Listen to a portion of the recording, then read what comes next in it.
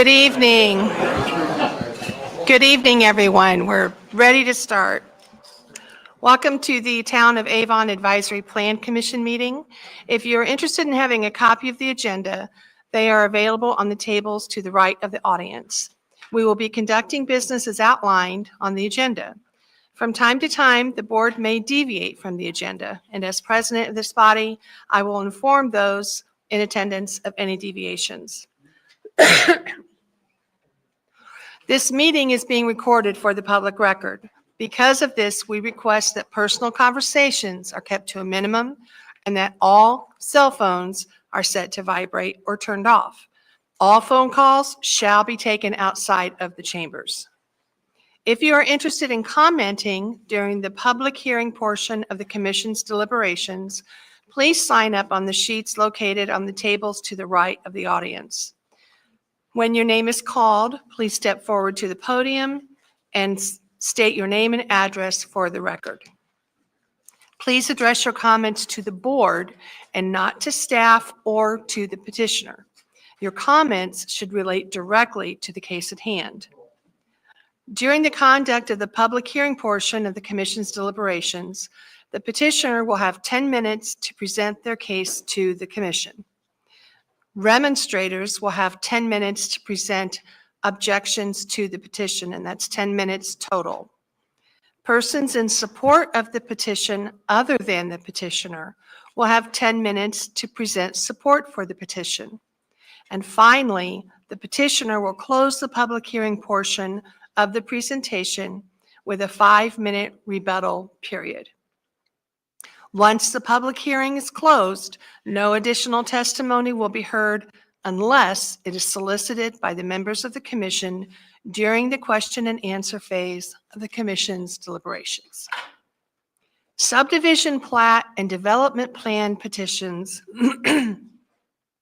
are ministerial requests, meaning that if the proposal meets the requirements set forth in the town's development ordinances, the Plan Commission must approve the request.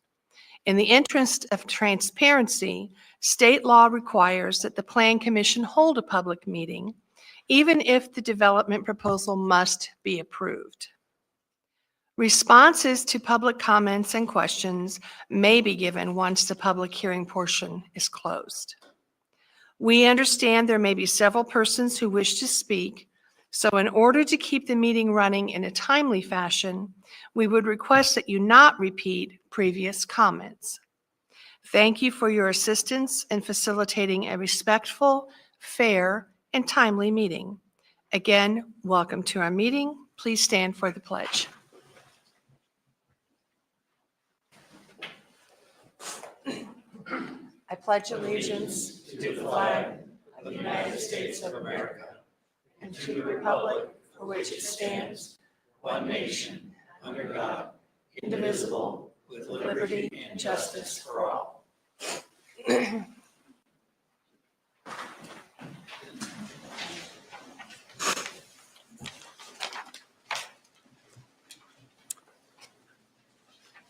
We can now take roll. Andrew Rockbrand. Present. Bill Reed. Here. Dave Kaufman. Here. Catherine Ransberg. Here. Paul Guckenberger. Here. We'll note Greg Zuzan and Jennifer Spencer are absent. And we do have a quorum. I would like to take this time to point out that we only have 5 members of our commission available tonight.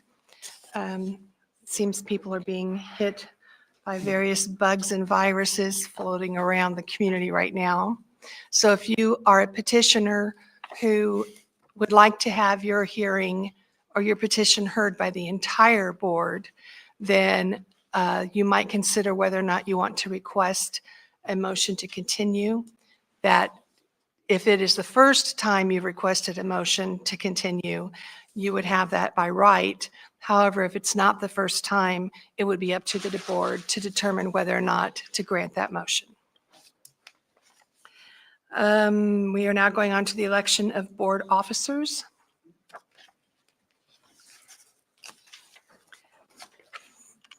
Linda, which Go ahead. I hand it off to you. Well, you should open it up for nominations for president and vice president. And then I am currently secretary, which I assume you would like that to continue. Okay. Do we have any motions for the position of president of the Plan Commission? I would like to nominate Catherine Ransberg as president for the 2025 Plan Commission. Second. Gee, thanks, guys. Having heard a motion and a second, we can now take a vote. Rocket Brand, 4. Bill Reed, 4. Dave Kaufman, 4. Catherine Ransberg, Abstain. Paul Guckenberger. 4. Thank you for trusting me with this position. Now move on to the election of the vice president. And do we hear a motion for vice president? I'll make a motion to nominate Paul Guckenberger for that position for vice president. I'll second. Having heard a motion and a second, we'll now take a vote. Andrew Rockbrand, 4. Bill Reed, 4. Dave Kaufman, 4. Catherine Ransberg, 4. Paul Guckenberger. 4. And we now have a president and vice president. And we also need to appoint the secretary, which right now is Linda. Do we have a motion for the appointment of the secretary for the Plan Commission? I would like to nominate Linda as our secretary. Second. Having heard a motion and a second, we'll now take a vote. Rocket Brand, 4. Bill Reed, 4. Kaufman, 4. Ransberg, 4. Guckenberger. 4. Congratulations, Linda. Thank you.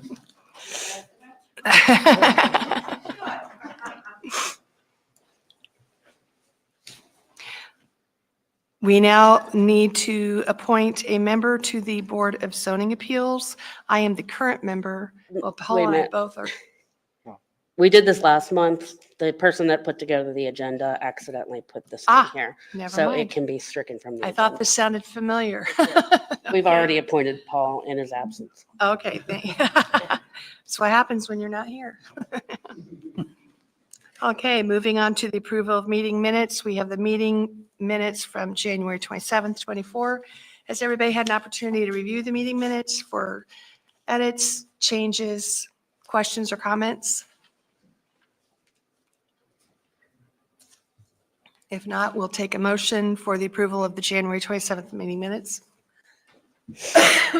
I'll make that motion to approve the meeting minutes from January 2025 as presented. Second. Having had a motion and a second, all in favor say aye. Aye. Those opposed? Motion carries. January 27th meeting minutes are approved. Okay, Sign it. we're now moving on to the public comment section. This is an opportunity for those present to speak to anything that is not on tonight's agenda. If you'd like to speak about something that's already on the agenda, we ask that you wait till the appropriate time and you'll have an opportunity to speak then.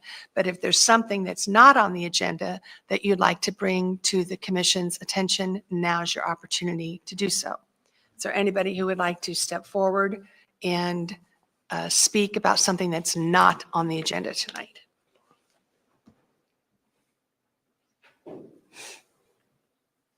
Could you please state your name and your address, sir?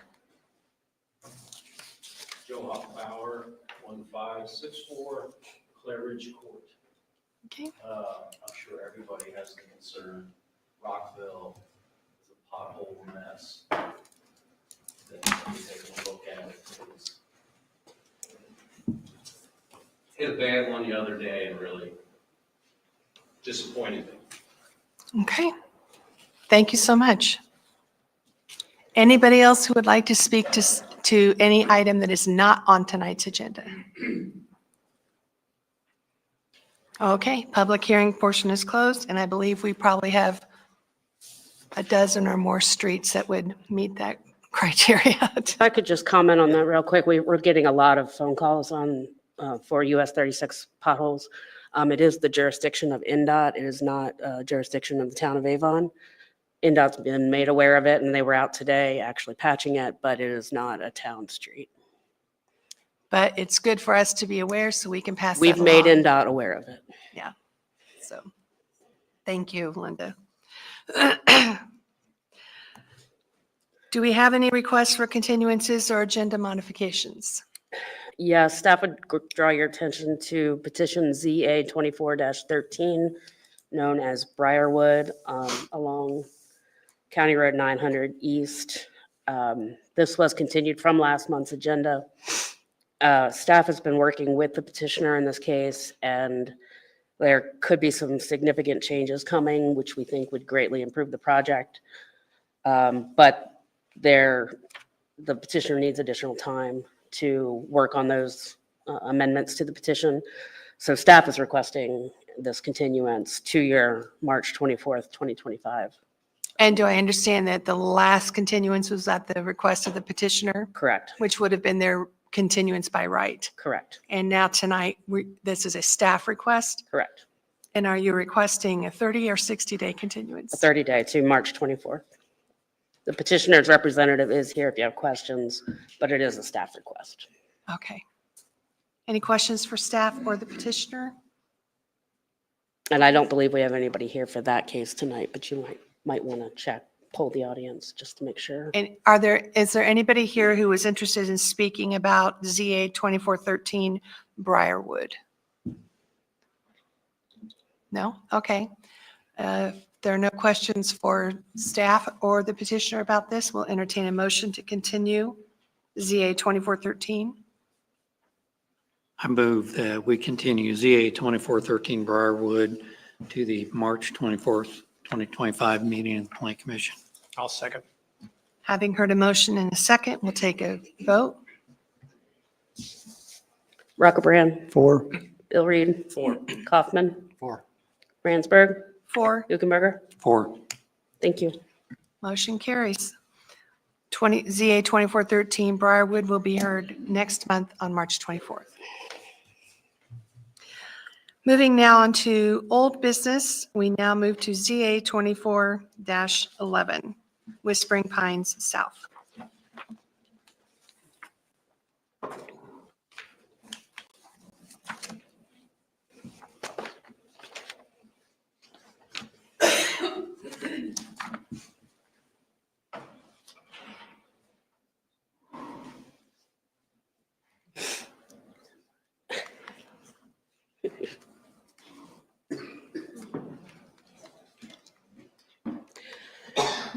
Okay, the next two cases are related, so you're going to get one combined presentation from staff. So this would include ZA 2411, which is a zoning amendment, and a waiver request, which would be WC 2401. It's not a waiver, it's a written commitment. Oh, written commitment, sorry, apologize. Okay, go ahead, thank you. And bear with me, I am pinch hitting for Paul tonight, who is, I'm the healthier one out of the two of us. So I will do the best I can with the short time I had to prepare. You did see most of this last month. Let me get to, okay. If you remember, this was a large subdivision known as Whispering Pines, and then there was Whispering Pines South. And the north 80 acres has been developed into Whispering Pines, numerous sections. And then the south 40 acres has not yet been developed. It has been in the ownership of Avon Schools for quite some time. It was never developed originally under the original developer as single-family subdivision, for which it is zoned PUD. It was zoned by Hendricks County and then annexed into the town of Avon in 2003. When land is annexed into the county or into Avon from the county, we adopt the commitments that the county commissioners put in place when it was rezoned.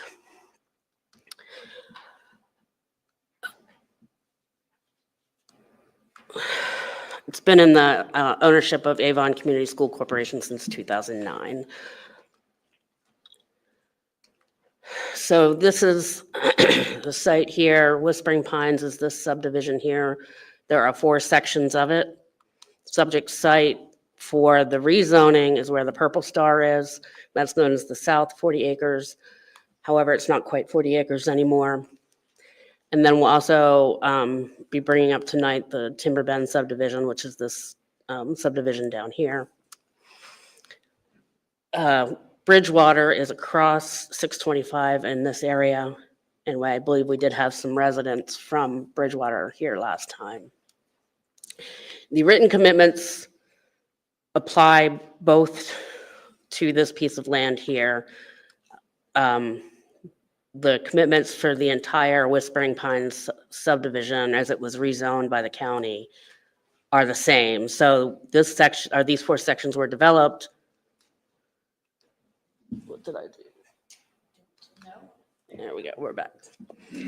The 4 sections in existing Whispering Pines were developed under those commitments. And then the commitment modifications they would like to apply to the undeveloped South 40 acres. This was the site plan that you saw last time. The Whispering Pines again is up here. The South 40 acres used to include this area up in here, which now contains the amenity area for Whispering Pines, which is in here, and then their pond. Then recently they have made changes and reduced the number of lots. So this is the new layout here. I'll show you, go back and forth a few times. You see the cul-de-sac and the pond, and then I flip and you see the cul-de-sac goes away. See that again.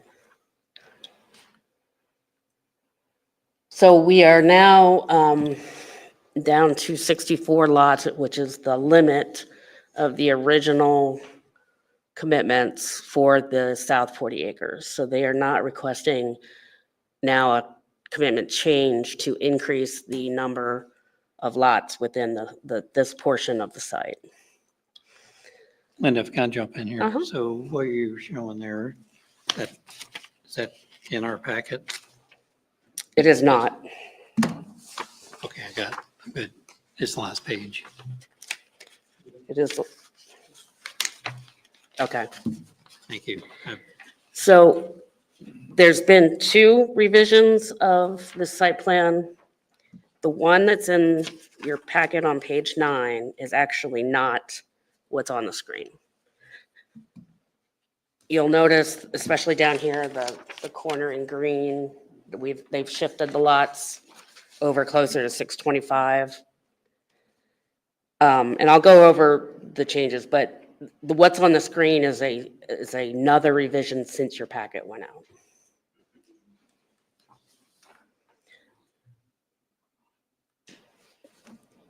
Paul put this slide together to show you generally what the characteristics of the area are. So the Whispering Pine lots here and their sizes compared to the Timber Bend lots here. And he put measurements on there. I believe 125 is generally the lot width for those Timber Bend lots, whereas the Whispering Pine lots are about 85 feet wide, just to give you an example of measurements.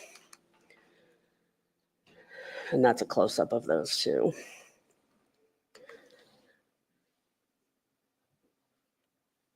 I think this is the original site plan that was filed with the county back before anything was developed.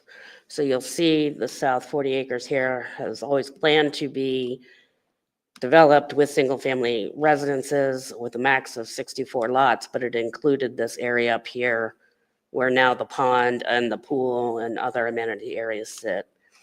And then the lots along the south line weren't to match more closely with the Timber Bend lots, so it was a gradual increase in size from Whispering Pines on the north down to Timber Bend on the south. Again, this was the site, or the preliminary plat basically submitted with the county when it was rezoned. Excuse me. And Paul put this together to show you a comparison of what the original layout for the county was versus what they're proposing now. The total lot count has not changed, but some of the lots have gotten smaller because of the addition of the new pond and the reduction of the area for the amenity center. This kind of goes over where the lots are coming and going from. So basically in this area here, they've lost 8 lots from this area over here. And they've picked them up by adding 1 here, 2 along 625, and 1 along the south side, and then 4 in the middle. These are the smallest lots on the site in the interior of the site. But again, the overall number of lots has not changed from the original, from the county's approval. This is a breakdown of what the R1 and R2 permit now at the top. And then where it says existing, Whispering Pines and Timber Bend, yes, are existing. But when it says subject site, interior and south, that means what's permitted now, what they could build right now. And then at the bottom, it's showing what they're proposing and where Paul has crossed out 80 and put 85 and crossed out 100 and put 110 was the most recent revision that didn't make it in your packet, where those lots were bumped up just a little bit bigger for their latest revision. Do you need more time to look at this?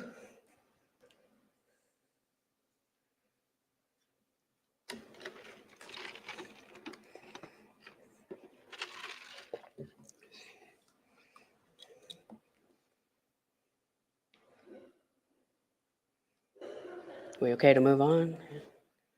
Does everybody have a chance to take a look at that? Go ahead. So these are the staff comments from January where staff was recommending denial, going through for the rezoning case, the 5 criteria, and came to the conclusion that out of putting all those 5 together as looking at them all as one collective thing to determine whether a rezoning is a good idea on this site, staff recommended denial of the rezoning in January. And again, these are January comments. So then this is put together for the February comments in that the max allowed number has come down to 64, which was the original number permitted from 71. The gross density, 1.99 units per acre. R1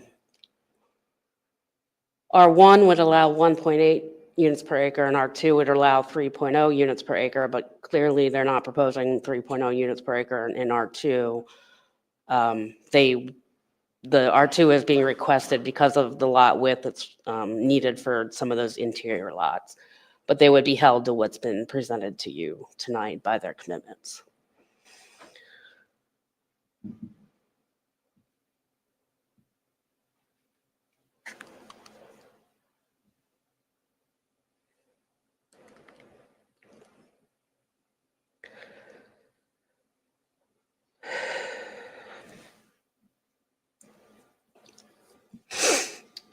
Paul goes on to continue to recommend the single-family residential development is the most desirable use for this land. That what they've presented to you today does take into consideration the Whispering Pines development to the north, and gradually the lots get bigger as they get towards the Timber Bend lots to the south.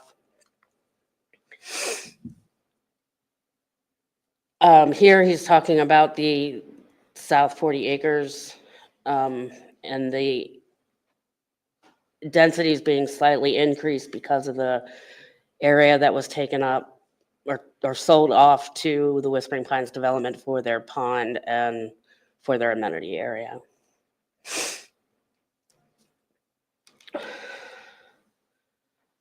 When it gets into the details of the commitments, especially with architectural styles, staff doesn't like to make significant comments on architectural standards that are not, I guess, not similar to what's in the UDO. We basically rely on the UDO, and if you can meet the architectural standards of the UDO, then we don't have any objections to changes in architecture.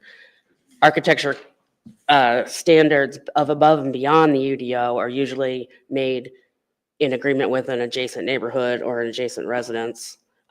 But staff typically does not make recommendations for any architectural changes that are unless they are out of compliance with the UDO. Otherwise, we would not have any comment on those. But because they did reduce the density of the site and they increased the width of the lots along the south property line, staff is now recommending forwarding a favorable recommendation to the town council of both the zoning case and the written commitment case.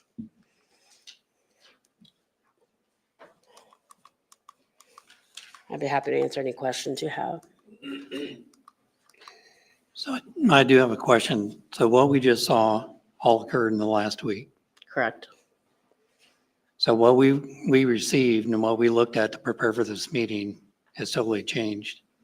So my position is that we ought to continue this to allow us time to take in the additional information because it's totally different than what I've seen here. And I wasn't here last month, so I'm at more of a disadvantage. I understand. And then maybe the petitioner's representative can speak to their need to go forward versus continuing another month. So is the need to go forward going to take precedence over our need to make sure we understand this as we make a decision on a zoning amendment and the commitments that they had in their PUD, which has, I mean, that's basically developers putting together what they want in that. Ideally, we want all of the information into your packets when, I mean, that there to be a deadline that when it makes it into your packet. And these negotiations did, yes, happen in the last week. And it was, I believe, at the petitioner's request because of some deadlines they have.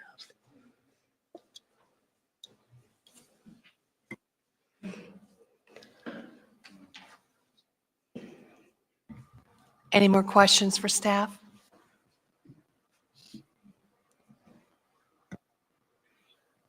Okay, we'll ask petitioner to come forward. I would also like to remind everyone that is here tonight that we run a very respectful meeting.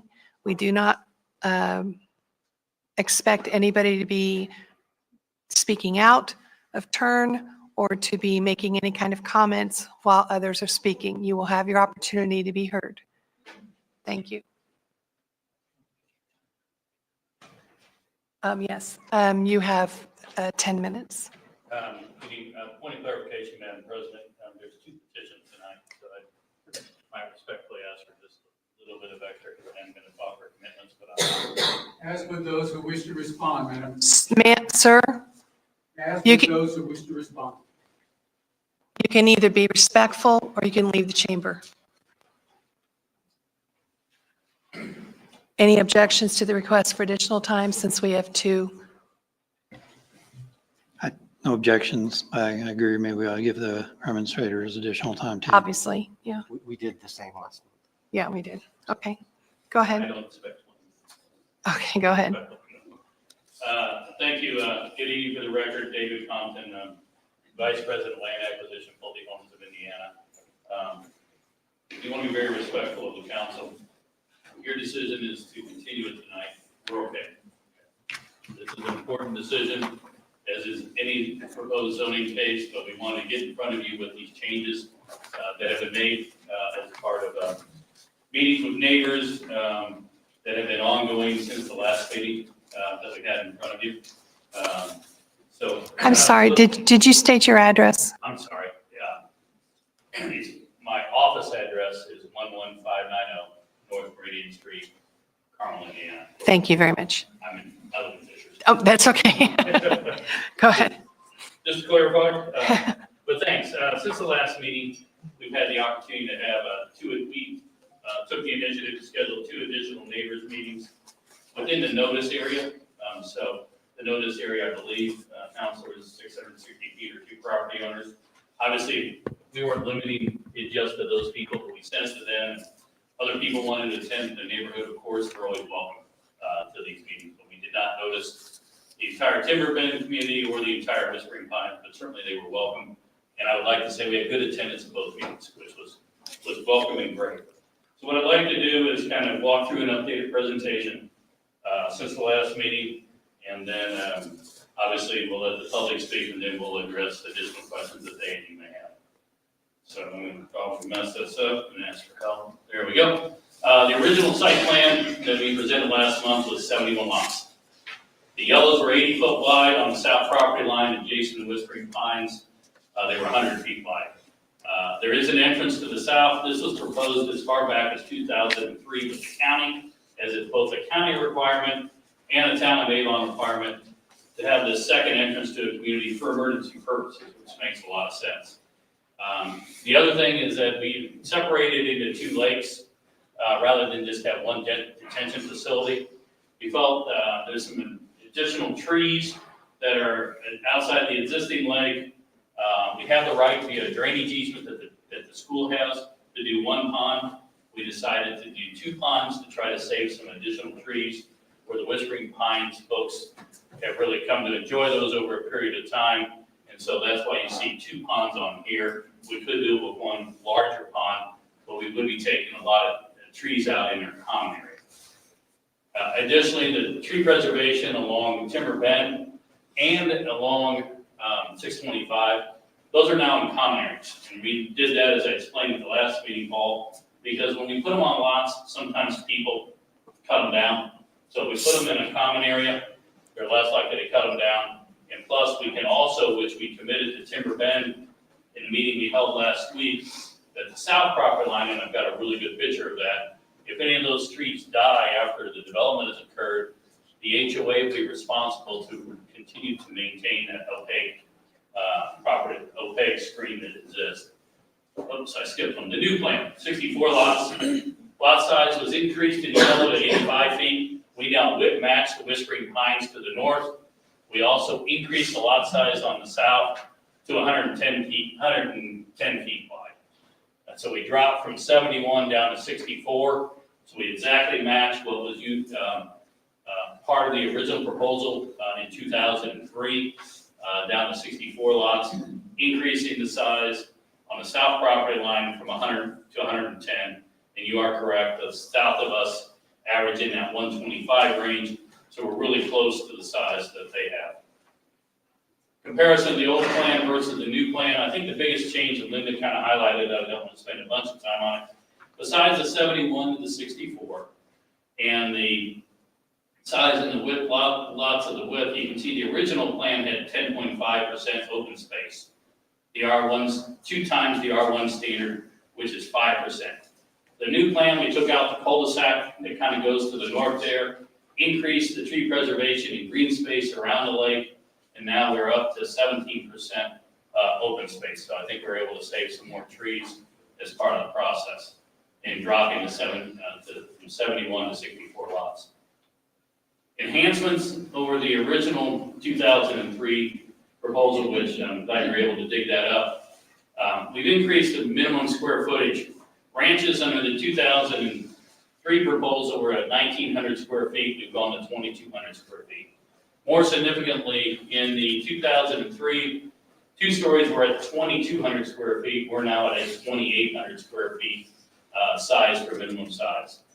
Secondary access point, more open space. We talked about with the assistance of bank engineering, we've updated the drainage calculations that will meet the modern standards and provided on-site detention. We've added minimum brick requirement on the front of all homes, not just lots on the southern and eastern perimeter.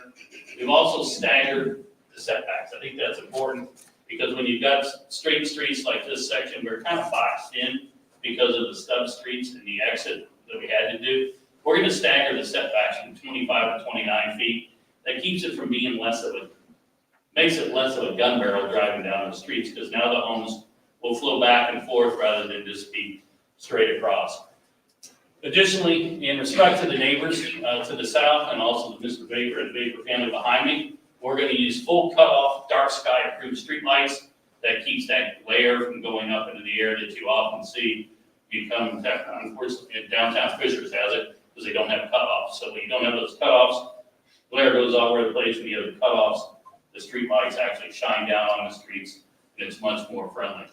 We've also added, in conversations I've had the opportunity of enjoyed the time that I've spent with the Vapor family on 4 different occasions. We've added a right to farm commitment because they've been there for a long, long time, and we want to make sure we're respectful of them. We'll work with Dan Taylor and the city and the town to make sure that we accurately portray what's in the state code, Indiana code on the right to farm. It'll be in the sales disclosure and also the declaration. So it'll be the initial buyer, and it'll be for prosperity so that we'll be able to make sure we respect that. We've also added a privacy fence along the west property line and landscaping for the Vapors and some enhanced tree preservation with our the people to the south in Timber Bend. I think one of the important things is talking about the increase in the square footage. Okay, an extra 10 feet in width of a house, in our experience, and we've only been in business 75 continuous years. So Pulte, this is a nationwide kind of analysis of what a wider lot's worth, whether it's in Avon, Indiana, or Central Indiana. In general, we get about $8,000 for a little bit wider lot. Where the real value comes is when we increase the square footage of a house. Today, the minimum square footage is 2,200 square feet in all of this section. We're going to increase it to 2,800 square feet. That increase in value, we're going to talk about preserving and enhancing property values, is about $82,000. So we increased the value across the south side because we're not going to build any 2,500 square foot houses. There isn't going to be any 2,600. They're going to be a minimum of 2,800 square feet in size. Additionally, we've been working with the Whispering Pines HOA. Had great discussions with them, multiple meetings, and they have a great community. They're self-managed. They've indicated that their amenities, although they were originally designed as one community, this was part of the Whispering Pines community, their amenities they felt were not quite adequately sized to make sure if we came in. It would be a little weird, dysfunctional, however you want to say it, if we had a section of Whispering Pines that was able to use the pool at the entranceway and a section that wasn't. So we have been working with them on a contribution to the HOA to increase the size, upgrade playgrounds, parking lots, things like that, that would allow for these additional 64 houses to utilize the amenity area, okay? So that's been broken into a $300,000 contribution, $50,000 paid when the model opens, and just under $4,000 every time we close a house. That'll be contributed. Members of the Whispering Pines HOA, I believe, are here tonight, but we will make that commitment to help enhance their amenities for the additional homes that will be utilizing it since it was built. We've also agreed to work in good faith with the board of directors of Whispering Pines HOA towards consolidating the HOAs. Again, it's just a little wonky. If we end up with 2 HOAs, it can work, but because their documents were drafted in like 2004, we need to review those, and we've agreed to do the first draft of the possible merger between the existing association and the Pulte section. In any case, we have agreed that we're absolutely going to be good neighbors. There's some elevations of the homes that we're proposing. The ranch is at 2,300 square feet. They go to over 3,300 square feet in size. Basements will be optional. We will also offer, in addition to the home designs above, we'll offer a more traditional design. That was some questions we had. Said, hey, could we have one that has more brick and more of traditional? We said yes. We'll add that as also one of the designs that we're going to do. In closing, this is a view looking south, and I think this is important because there's been a lot of questions from the folks in Timber Bend to the south about what do the backs of our houses look like. We're going to see them. This is the back property line, looking south toward Timber Bend. That's taken from about the middle of the lot. It is an opaque line. You cannot see through it in the dead of winter. We have agreed in our meeting last week, a voluntary commitment, that if anything dies along that property line, it'll be replaced at the cost of our homeowners association to make sure that that privacy screen exists. Along 625, in the last meeting, the question came up. Those trees are actually in the right of way, but they're also subject to being preserved along the, that'd be the left slide along 625. So when you drive by there today, you see the tree line along 625. So that concludes my presentation and update. Appreciate your consideration, willing to take some notes when the neighbors speak, and any questions that you have, Madam President and Board, we'll be ready to answer. Thank you for your time tonight. Appreciate it.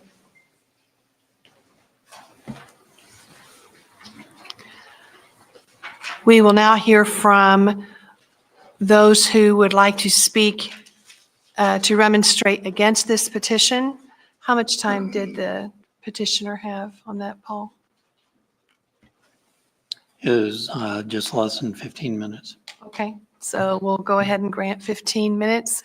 To those who would wish to remonstrate, I would remind you that if you hear, we want to hear from as many voices as possible. If you hear someone say something that was similar to what you were saying, I would ask that you let someone else who's going to speak to something different, as we don't want to hear 7 people speak and 6 of them say the same thing. We would like to hear different concerns. So do we have anybody signed up Is this for or against? against? We do have one for. Oh, okay. You want to hear the for? Well, let's go ahead and hear that one then first, I guess. Okay. Chad Furman?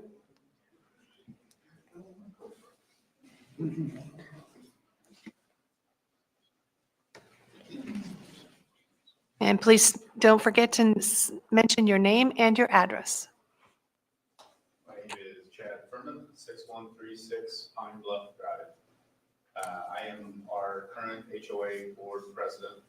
We have a couple more members of our board here. I'll be careful to separate what I'm saying that is from me and what I'm saying that seems to be from a large portion of our neighborhood. And just which board are you president of? Whispering Pines. Thank you. Sorry.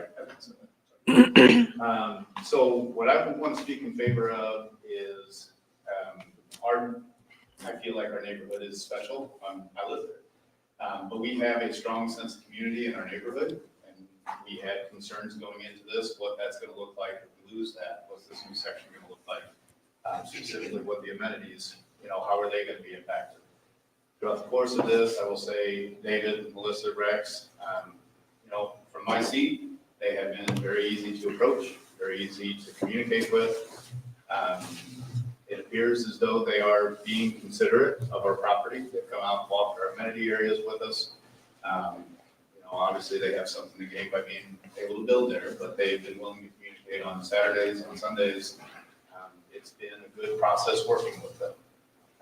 What their new plan with the 64 units maintains a little bit more of our common area, which we're concerned about losing. So that space is heavily utilized by our neighborhood.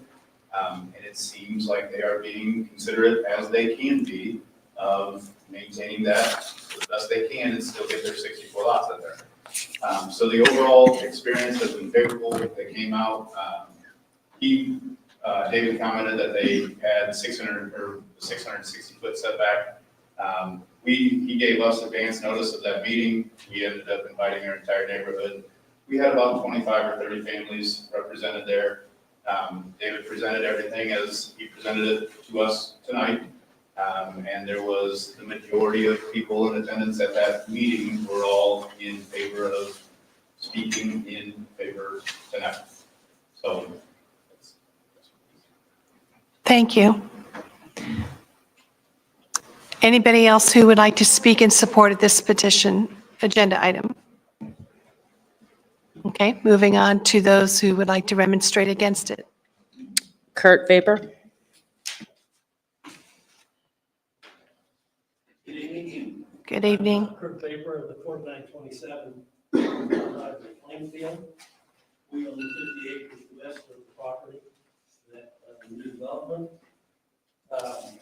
If you could refer to the handout that I believe provided. Tonight, all I want to talk briefly about is drainage and a legal agreement we had with Bay Development, the original developer, attended to drainage.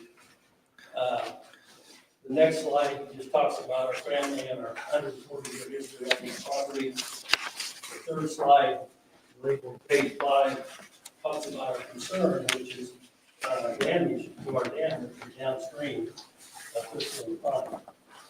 And the remaining handouts are the legal agreement that we had with Bay Development that removed us from maintenance responsibility for this drainage infrastructure. So we've been good, long time residents of Avon.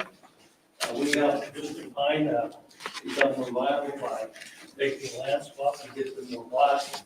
We provided an easement for their stormwater. And in exchange, we have this legal agreement that removed us from responsibility to maintain this expensive drainage infrastructure. And then that never got done. We're talking about. So right now, we're holding back. So we understand retention ponds are great and guidelines are great, but while they do provide benefits, I believe the facts are that the volume of stormwater goes way, way up when you build houses, the streets, and driveways, those things. So the result is, when the big gully washer comes someday, we're going to have a lot more water, a lot higher volume of water coming through our dam. And in this case, heavy flow for long periods of time equals risk. And this is risk of liability that we didn't cause. So our request tonight is the board to consider the history of this situation and help us find a solution where we're not responsible to maintain this drainage infrastructure. So with that, thank you. Thank you. Next. Bill Harrington.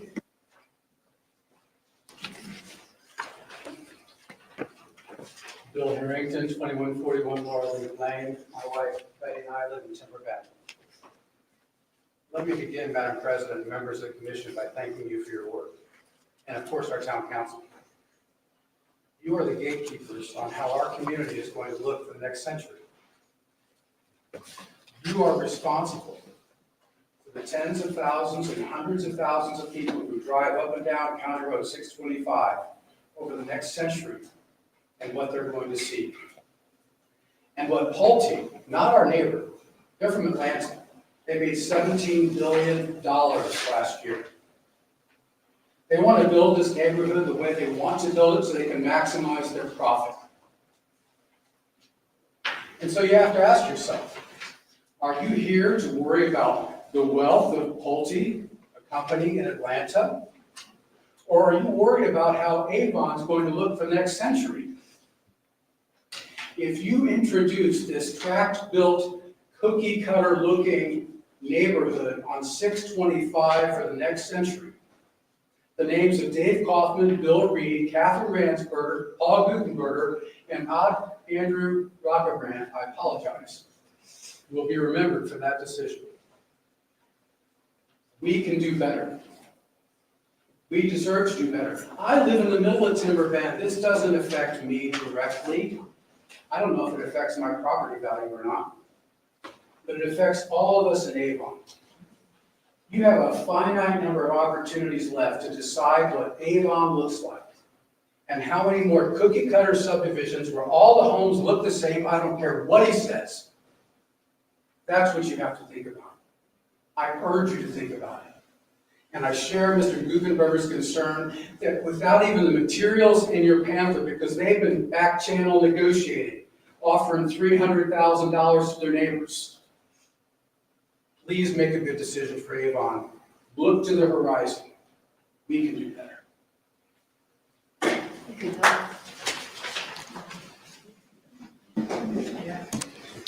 Joe Hoffbauer.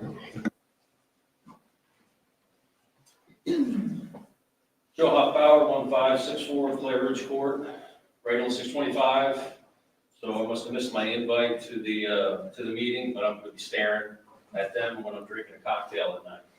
The only thing I'm just concerned about now, because they cleaned up a handful of things that I had written down, is they say the trees are in the common area, but they say timber bench trees are guaranteed. Well, if they're guaranteed, why is not 625's trees guaranteed? That's all I got. Oh, by the way, has the study been done on the water filtration with all the housing coming in? We're all good? We can discuss that after the public comment. Thank you. Next. Michelle Tallman.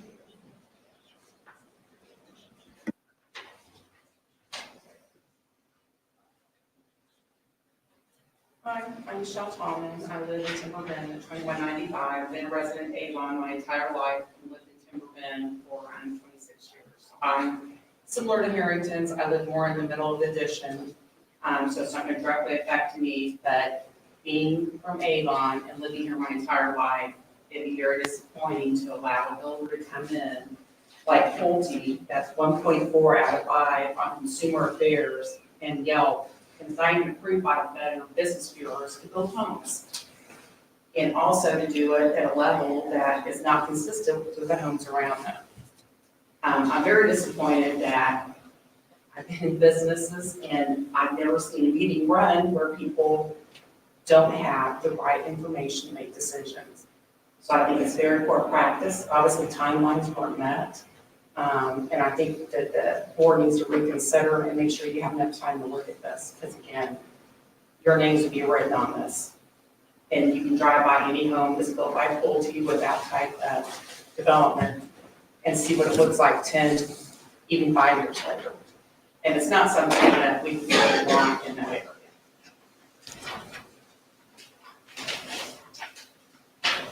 So thank you for the time, appreciate it. I hope you guys take consideration on what we've said here about not passing that. Thank you. Thank you. Michelle Logan. Hi, I'm Michelle Logan. I'm at 1764 Waterwood Way. Everyone's going to be a little bit all over the place. I'm a bit like my neighbor, Mrs. Whipple. She couldn't be here tonight. I want to remind everyone that this room was packed full of absolutely not negatives. Did not want this to happen at the last meeting, and some of us couldn't be back for the second time. I'm a little concerned that you guys were presenting information that you don't even have in front of you, and proving information that was not given to me or my family. My house was shown, or my plot was shown up there several times, and I was not offered $300,000 to feel good about it. I was also not approached by Mr. I live in Fishers about making sure that I felt good about what was going on in my backyard. I also wanted to point out that Pulte wasn't trying to live up to the current standards that it is. It's R1. Instead, they were trying to say, well, it's better than what you declined, and you're welcome. And I don't understand that approach. It's already R1. It's already one of the best parts of Avon. It's already the most beautiful street, in my opinion, in Avon. You're proud to live off 625. Then I got a guy sitting behind me saying, well, we're going to lower the standards, but they're not as bad as how low we offered them last time. So you're welcome. I don't know why we have to lower our standards at all. It's already R1. I think you should just, Pulte or whoever develops this land should meet the standards that you guys have already promised this area. I've been gladly paying my taxes. We've put a lot of money into our home to meet the standards and fit in the community. And in return, I expect you guys to hold up your end of the bargain, your promises, your commitments, what was promised for that property. There's supposed to be 4 sides of brick. There's supposed to be all sorts of stuff, and instead it's the cookie cutter stuff that doesn't match Timber Bend. It doesn't match anywhere else on 625. It matches Atlanta, where I don't live. I live in Avon. I live in a lovely neighborhood. Each home is totally different. You know which house is yours based on looking at it, not by having to count along the third one down. And I would appreciate it if you guys would please just honor the commitments already made to that property. And I'm also confused as how you're approving stuff that you don't even have the if you don't have the current plans. Because when they had their meeting, it wasn't with what they just presented, it was with something else. So how am I supposed to prepare when he's not even giving us the information until the last second? I don't understand how that works, and it sounds pretty ridiculous. I just wanted to add that in there. I'm sorry, I respect you and all, but how am I supposed to prepare for this meeting that impacts me every single day of my life, and he doesn't even have the current information to present to the neighbors? That's it. Thank you. Thank you, ma'am. Very well said. I hope you've been listening. Next. Nathan Logan.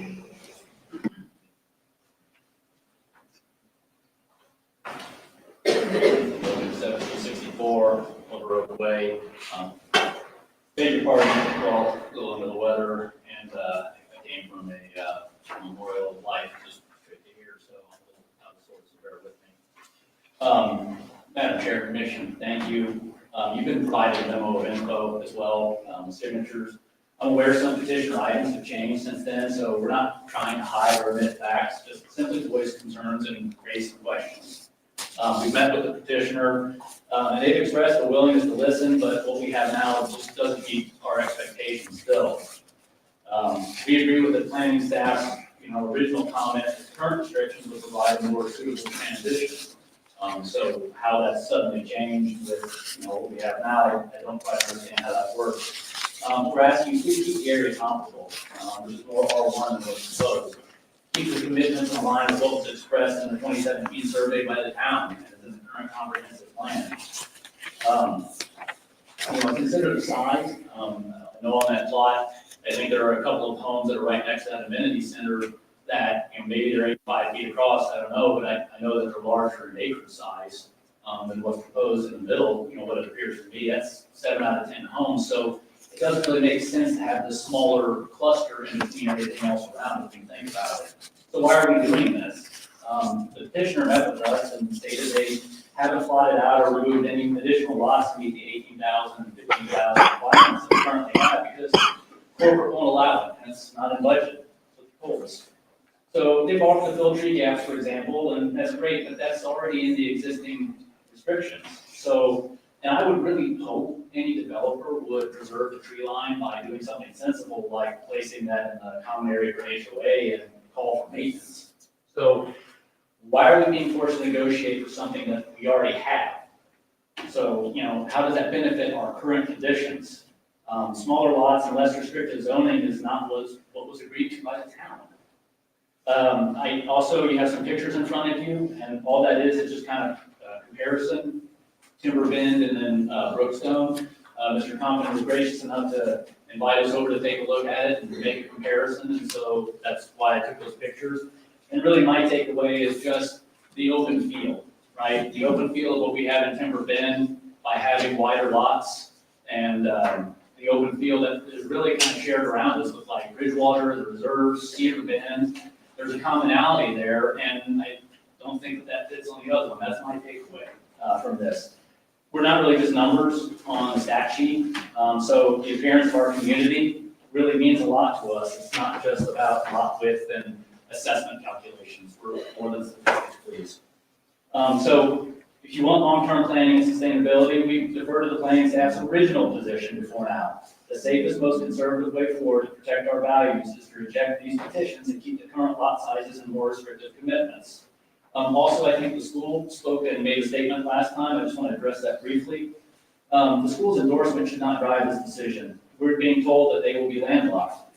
Right now, there are 32 undeveloped acres south of the sports fields currently owned by the school. Room to build a career center if that's the goal. That was my interpretation. So why advocate for a deal that leads to a higher number of houses? How much more land do they need? We expect a little more pushback around pleas than what might be a false sense of urgency. We're asking for responsible growth and development. Thank you. Thank you. Thank you. Next. Kirk Wakefield. Wakeheld. Yeah, I don't think I have any comments other than what's been said. Okay. I certainly support all the things that have been said. Next. That is all that's signed up. Is there anybody else present who would like to remonstrate against this agenda item? Okay, and that being said, we allow the petitioner to provide rebuttal. And because we've extended both the original presentation and the remonstrations, I will extend that same courtesy to rebuttal. I'll try to be brief, Madam President and Board.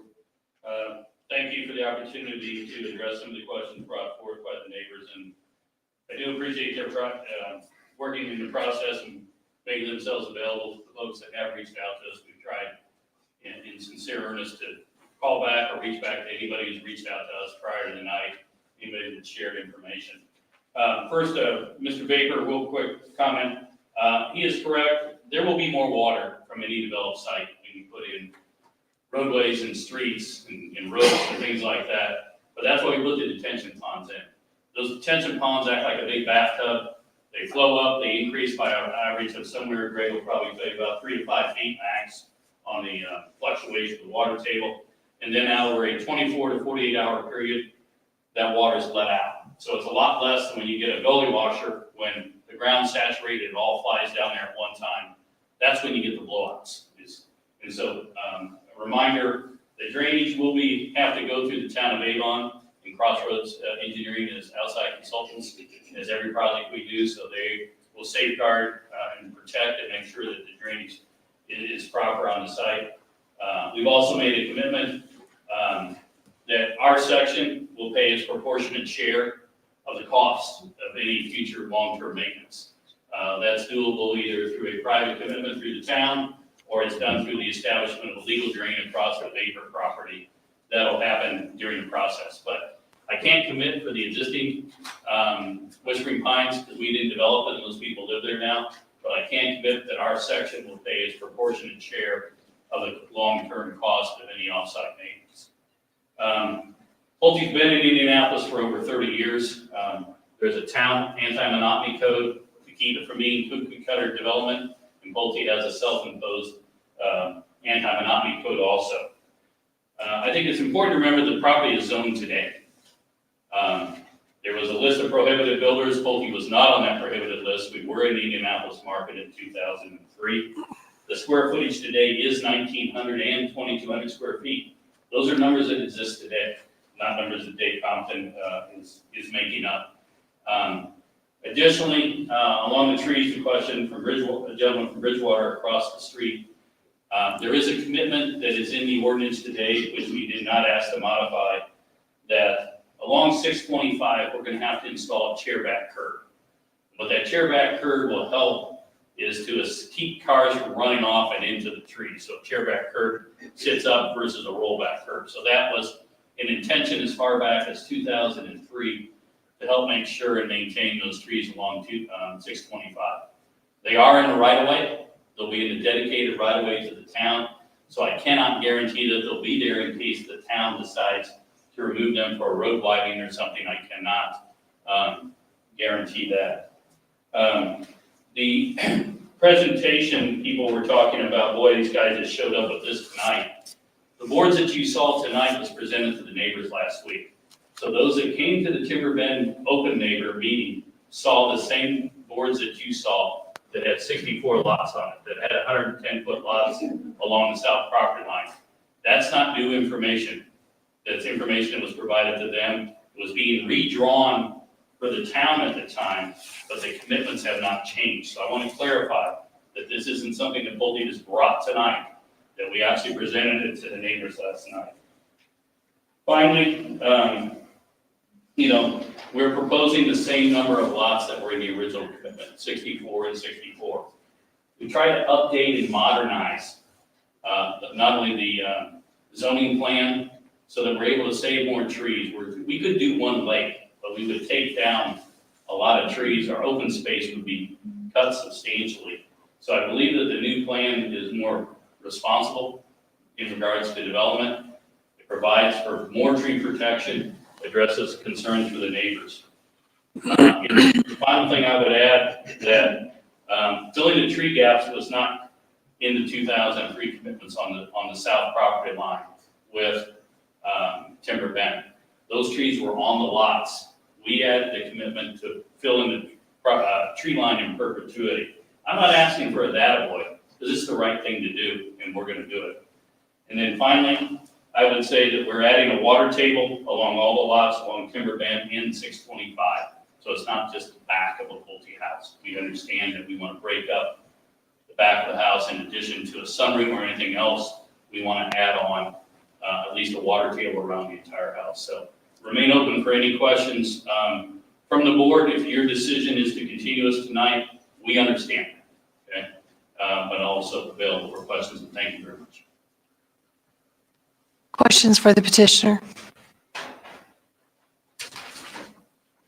I have a question about, you had mentioned that one of your commitments that you were making was to make the front of the houses all brick. We were not all brick, we were going to offer a traditional option to add more brick, sir. To add more brick? Yeah. Are you, the thing I'm not sure about, are you removing the commitments like in this south 40 acres to have 30-inch brick or wainscot on all four sides? No, we're not removing that. We're just saying in the front elevation. Okay. The elevation, there's a different architectural styles that are involved. There's prairie style, there's low country, there's different architectural styles. What we're adding is a four style, which would be more traditional, which would predate the new styles that you see the architectural standards for. Go ahead. And I can make a comment. I'm sorry, Melissa Gerard, Pulte Homes. So if you look at the old commitments under the 2003 plan, they allowed, and this is on the page, addendum to zoning conditions required and architectural features. And there's a little asterisk in the original plans down at the bottom that says a brick requirement may be waived if the front elevation has a front porch of at least 60 feet. So that means under the existing written commitments, that any front brick can be waived as long as there's a front porch that is at least 60 feet. Additionally, if you use masonite or a wood side fiber product on all four sides, which we fully intend to do, there is no brick requirement under these commitments.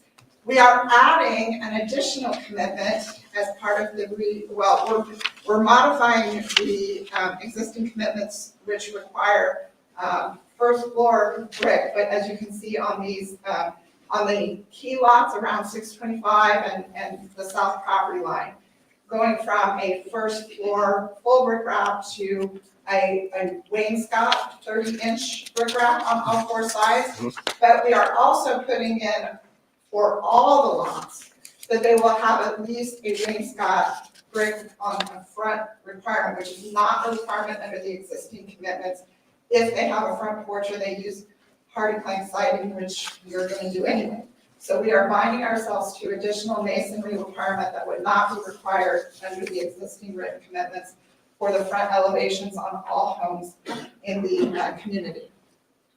Thanks, Melissa. Thank you. Yes, sir. So maybe to help with the discussion, make sure I understand, you're wanting a zoning change to go from R1 to R2. Good. Yeah. Yes, So and that's because of, it looks like the south line, south properties that butt up to Timber Bend would be R1, but everything else would be R2. It wouldn't meet the R1 requirements. Yes, sir. Yeah. We're at 80, the town's R1 is 90, the town's R2 is 80. We're gonna match what's in Whispering Pines to the north.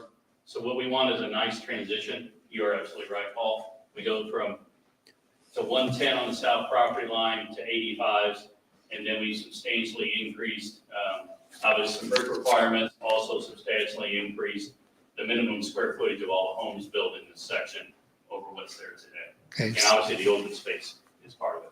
Okay, so you're maintaining the same number of lots that are currently approved for today, just they're going to be smaller lots. Yes, sir. 664 is what you're approved for in the current PUD, and the commitment is to stay 64, but with the changes that you're proposing. Yes, sir. Okay, and then I think Melissa just said this, want to make sure I understand, you don't need to come up, but if I read the addendum or the changes here that you're asking for, it already states that masonry, like brick or as it said, masonite or masonry wood-based siding, and you're just indicating hardy board as additional item into that. Well, no, because masonry/wood-based siding product, staff's interpretation of it is that that includes fiber cement siding. which was in the original. So it could be is hardy board same as? You'll have to tell me, I'm not construction. Fiber cement siding. Yeah, okay.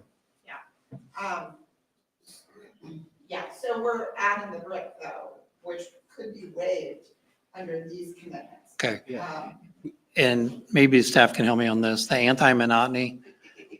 So that's the one thing that you brought up, I'm glad you brought up, that we have as part of the bar codes, that we don't want everything to look the same as you walk in and every house. I mean, I like the example I was given. It's like, my house is 1, 2, 3, that one. So it's going to be different. You're not going to have you can't have the same design next door to each other. And there has to be some distinction on the back, meeting with the UDO, so your back of the houses are not monotonous also. Correct, and there also is, the anti-monotony that we work with is color-based too. So we look at color on elevations and same, you can't have the same elevation, same color, so many houses apart also. Okay. So we encourage, more. And I think the other thing that was added that is a benefit is the varied setback from 25 to 29 feet. There's nothing in the current proposal. So it's little streets like that, so the houses move in and out. So they're just not a straight line of houses up along the street. So this all kind of leads up to my question. Why not just go with the current zoning? Why? Because we believe that this zoning saves more trees, provides for a better flow within the community. We would have to go in and basically expand the current lake substantially, Paul, to meet that.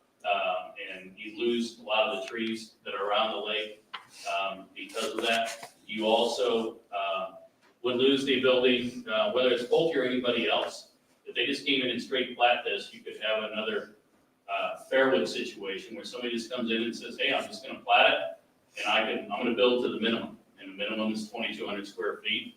And if we're gonna preserve property values and enhance them, we believe that increasing the square footage is one of the positive trade-offs of going to slightly smaller lots, although they match in size what's already there in Whispering Pines. And I think that's why staff has updated their staff reports to say they support this, because they said, taken as a whole, going from R1 to R2, I mean, you could say the south property line is still R1. You could say that every house in here will exceed the R1 standards for square footage. You could say that we'll no longer have a house in here that doesn't have any brick on it. We can say in here that we'll have varied setbacks, a bunch of different things that we tweaked and updated since 2003, which we firmly believe provides for a better project than what was originally proposed. That's why we are asking for the change. All right, thank you. Without increasing the number of lots. All right. Thank you. Yes, sir. Any further questions for the petitioner? Yeah, I had questions about the drainage. So at what point, and I'll talk to staff as well, what point do we resolve the potential washout conditions of the additional facility? Is this something we table or we put into the minutes and it'll be approved on final drainage decisions, or what's the timing of that?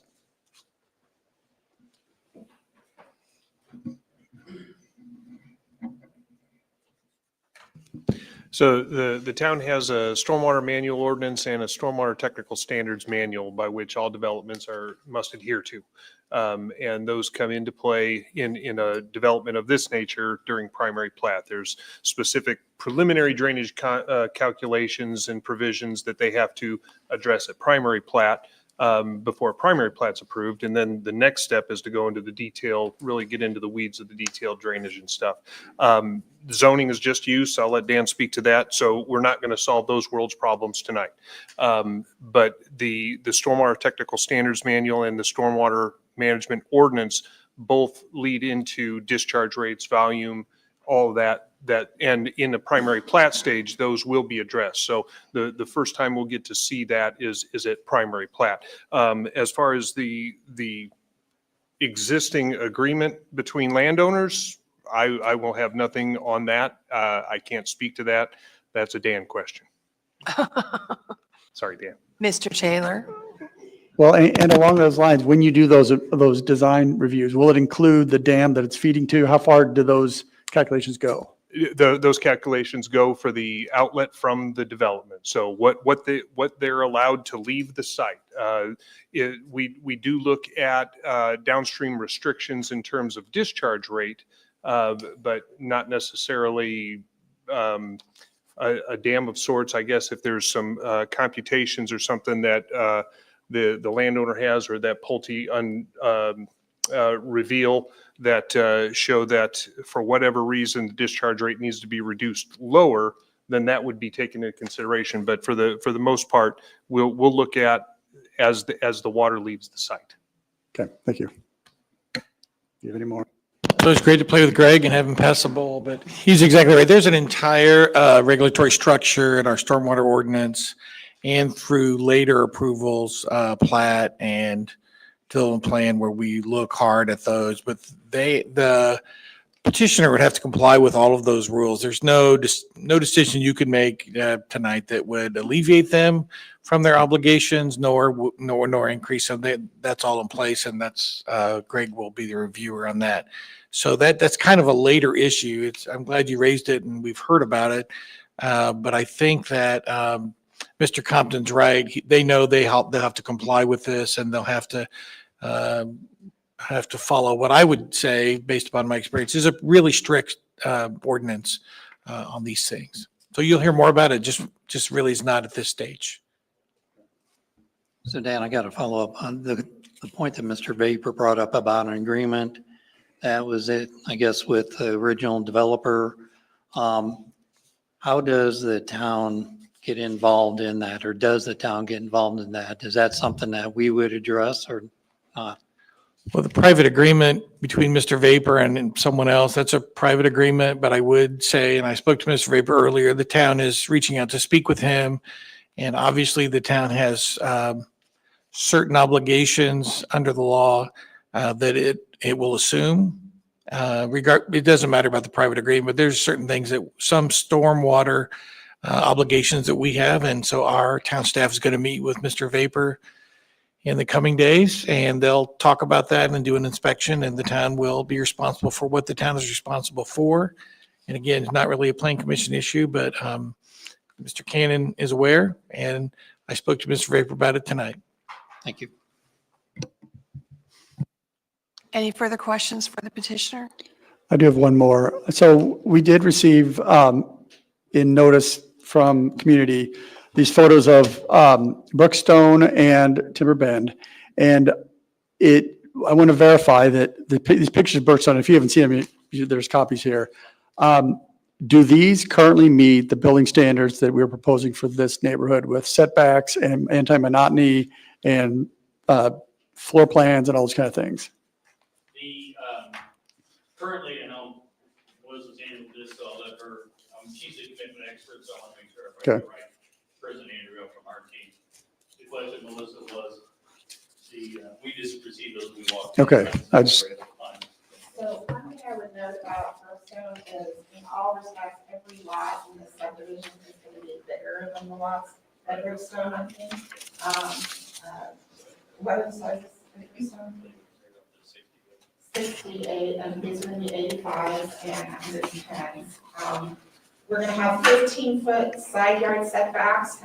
Be committed to those on the lots on the southern perimeter, and they will be at least 10 on each side. So an aggregate of 30 on the south side, 10, aggregate of 20. It's probably going to be a little bit more than that, depending on what garage options are selected for the rest of them. So those are way in excess of the R1 standards, which are 7-foot side yard setbacks. So I would guess that probably the setbacks are at least double what they are in Brookstone in these. So the houses are going to be much farther apart. In terms of the rears, I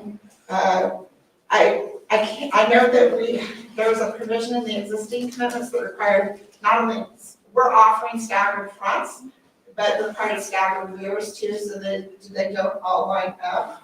So you won't see this straight line version. In addition to lots, the key lots that will be visible, can you go to our current site plan?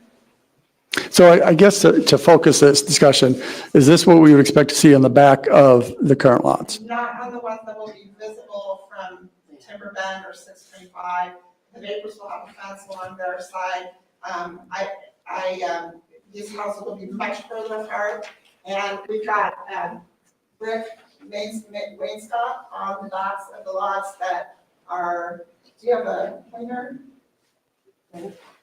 I Is think it we up there? can just say that the lots along 625 and along Timber Bend will have in addition in-real brick wainscot required, so. On all four sides. On all four sides. As will the two lots at the north that are visible from Whispering Pines Boulevard. Those were not in the original commitments. We added those because those are visible from public right of way as well. And finally, I would say that the product at Brookstone is a mix of two products. The photo that's in the bottom of all the lots is actually shows product that will not be built here. Okay. The narrower product will not be built here. It's the wider product that'll be built here. So these roof lines won't match what we would see in? No. Okay. Any further questions for the petitioner? Okay, thank you. Discussion. I think the first thing that needs to be, we should address is what Paul brought up earlier, and the fact that we did not have complete packets to prepare for tonight.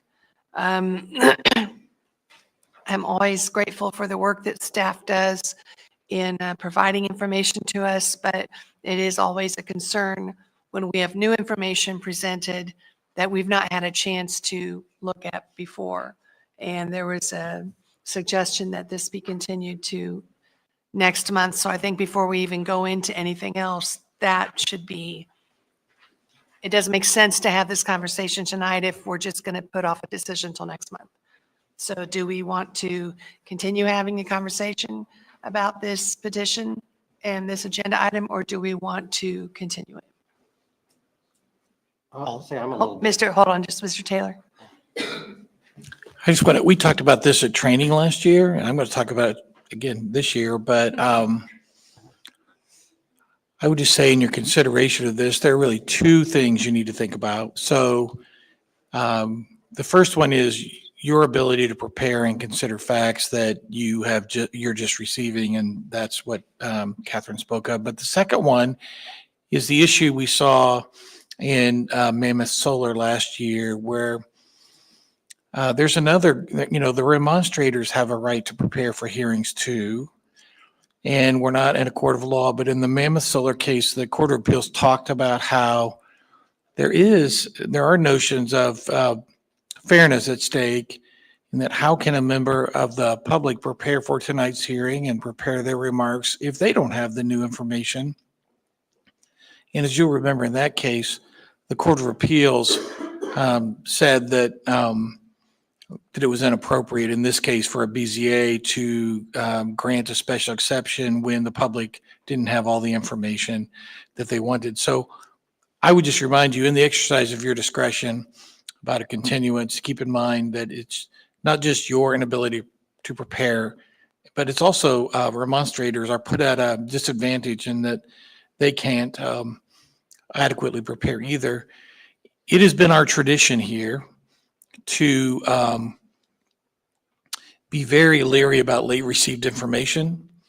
And also, it's been our tradition to be fair to all. And I appreciate Mr. Compton saying it's okay if you continue, we understand. But I just think that just that reminder, we talked about this last year at training, and I just think those are two factors to keep in mind. The second of which is often gets lost because we know that how you feel, but we also need to give people a fair and adequate chance to prepare, to come and speak.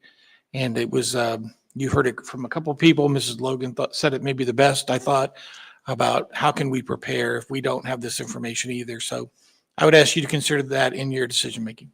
Equity is as important as the law, as we learned. So any conversation about that? I do think we need to make a decision before we address anything else. Yeah, I would agree. I'm most uncomfortable with, we're looking at the original commitments. Then we have an edited version that has lines marked through it. And then we have a third one that's presented. And I'm looking at all that, trying to figure out where they all line up. And I'm having a hard time resolving it sitting here. I think also just having only 5 commission members tonight, I think this is an important enough project that it needs to be heard by the full commission. Well, the other thing that I would say too is that, I think the staff did a good job of consolidating and packaging all the information up in a short amount of time for tonight's presentation. So you definitely did a good job, and Lindy did a good job of taking over for Paul, because I'm assuming Paul was going to do the presentation. You did a good job on that. But we got additional letters too that we haven't even talked about, which we would want to introduce. And again, to what Dan had said, don't know if the public is even aware of the letters that we've received. Some came from, I'm assuming, people sitting in the audience. Some of them we had last week, I remember. And I wasn't here last Last month, month. so I'm not sure. It sounds like there was more people in the audience than tonight. But I am one of those where I want to be able to make sure that staff has time to review all the information to be able to present to us, and then for us to have time to review that. And I'm with you, Dave. It's like trying to keep track of the first presentation with the new notes. Now it's changed and we don't even have anything referenced. I strongly encourage us to continue this. And I appreciate Mr. Compton being willing to agree with that and not object to it. And I agree with Mr. Taylor pointing out that this is a community decision. We appreciate all of you being here. We listen to all of you. I know sometimes it feels like we don't, but we do listen to all of you. We want you to have as much information as we have when you come in and speak to us. So that being said, do we want to, anybody want to entertain a motion? Can I make one more comment? Yeah. In reading what staff had provided us to that, like subject to the commitments proposed by the petitioner, if we're going to continue this, I'd ask that, and when we next hear this, that we have the commitments in an easy form in the materials for us and for the public to be able to see what are those commitments. Because if they're in the written commitments, WC 2401, if that's what that references, it's hard to pull those out, especially with multiple versions of that. So it'd be easier to be able to see what are those commitments. So we're all aware of that. Makes it straightforward and we're not guessing or second guessing, because if we're going to include that in a future motion, let's make it clear. I'd also like to see the slide that was in the presentation that shows the different lot sizes. I thought that was really interesting. Yeah, that was helpful. I only saw that in the presentation. I would also like to say, I do appreciate that from last month to this month, it does sound like Pulte did a lot of outreach. They had a lot of conversations and they tried to address some of the issues. So I appreciate that as well. We just really need to see it all. Any further discussion? Yes. I do have a question for Mr. Taylor regarding potential motion for continuance. Can we commingle, if you will, ZA 2411 and WC 24-01 in the same? Yes. Okay, I just want to verify that. Thank you. Okay. Would you care to make the motion?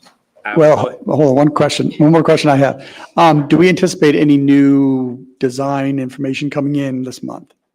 I mean, are there still things moving? And I don't know if we can ask the petitioner that, or I'm not saying we shouldn't continue, but we don't want to have this again next month. Well, I think that we made it clear that we expect to have all of the information available Okay. to us, whether it was tonight or if it's next month. So if there's going to be any additional information, I would expect to be receiving that packet in a timely manner, and that the petitioner would present that to staff, who would also prepare that in a timely manner for all of us. So I expect there'll be some changes of some kind before next month. Okay. Yes, sir. Point of clarification, Madam President, I guess a question. Did I hear March 23rd, is that correct? 24th. 24th, thank you. 24th. 4 weeks. What would be I want to make sure that we don't miss a date. What is the due date for new material to be done, to be at staff? Good question. March 24th, I don't want to miss a date. So I want to on the public record, so you got me to Bless you. beat like a wet noodle, I guess, if I had missed that date, so I just want to make sure I have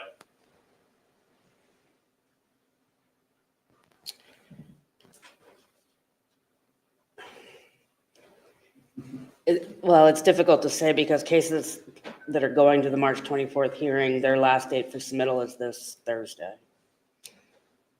So to grant beyond that, So I have 3 days. that is when we ask for things going to March 24th. After the TAC meeting we just had, the 27th is their deadline. Normally, if it's small changes, we would take it a few days after that, but I would say small changes. So what date if we were making small changes? This has been in front of, with respect, we've been in front of you twice, we made substantial changes. I would agree that there could be refinements, but since we're been in front of TAC, so our staff report goes out to the commission would be on March 17th. Okay. And we would need at least a week to review any documents you submit. So we would say the week ending March 7th, so Friday, March 7th. Friday, March 7th. And when would that be available to the public on the website? It goes out in the staff report at the same time it goes to you. So it'd be, so at the same time that we receive our packet, it would be available on the website, Which is 1 week before the meeting. March 17th, March 7th? Now, if we. 17th. Ma'am, no, The- you've already had an opportunity to speak. Yeah, I So our agree. meeting's on March 24th. We typically receive a packet We're 7 aware of days these before. administrators and we can send them additional information ahead of time. But the final packet, when you get it, is when it goes out to the full public. Okay. And that's March 17th, right? Correct. 7 days Monday, before. March 17th. And anybody who is present who would like to have that information can get it from here at Town Hall, is that correct? Or can they Correct. get And it if from the you've already been in website? touch with Paul Lambie, we have your information and I will instruct him to send it out, anything that we get from Pulte. And if there's anybody here who's not already submitted their contact information, you can let Linda know and she will make sure you receive that information. Thank you for the clarification. So we will have that information no later than 5 PM on March 7th to the town to be included in the staff report on the 17th. Correct. Thank you. Appreciate just the Okay. clarification. Thanks, sir. Thank you. Any further conversation? Would somebody like to make a motion? I will go ahead and move that we hear ZA 24-11 Whispering Pines South and WC 24-01 Whispering Pines South modification of written commitments, moving both to the March 24th, 2025 Planning Commission meeting. I'll second. Having heard a motion and a second, we'll now take a vote. Rockebrand, 4. Reed, 4. Kaufman, 4. Ransberg, 4. Higginberger. 4. Motion carries, and these two agenda items are moved to the March 24th meeting. Okay, we're going to take a short recess for about 5 minutes.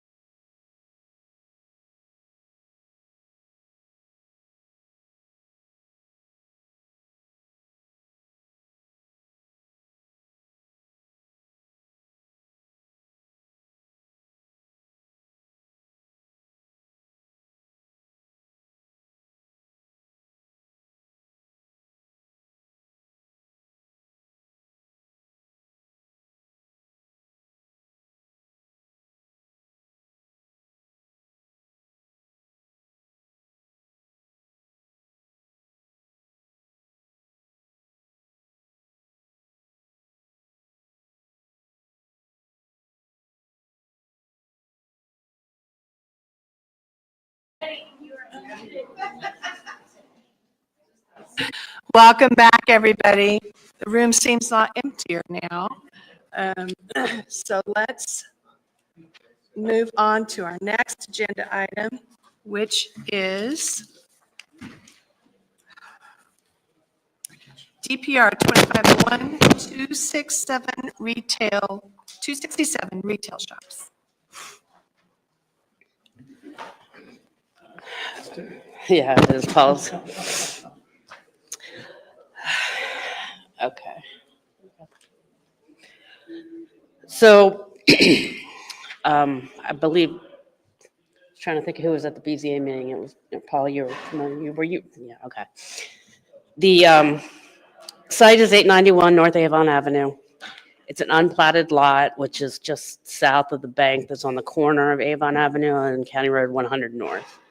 It's 1 acre, zone C3 is this guy right in here. So the north of it is the bank, and then the speedway's up here to orient you, CVS. There is a subdivision to the east in the county jurisdiction, and then there are residential properties to the south and across the street, also within the county jurisdiction. This one's zoned RC, this one's zoned RB. There are some duplexes along the Avon Ave frontage. Some pictures Paul took, clearly not this season. This is looking directly across the street towards the site.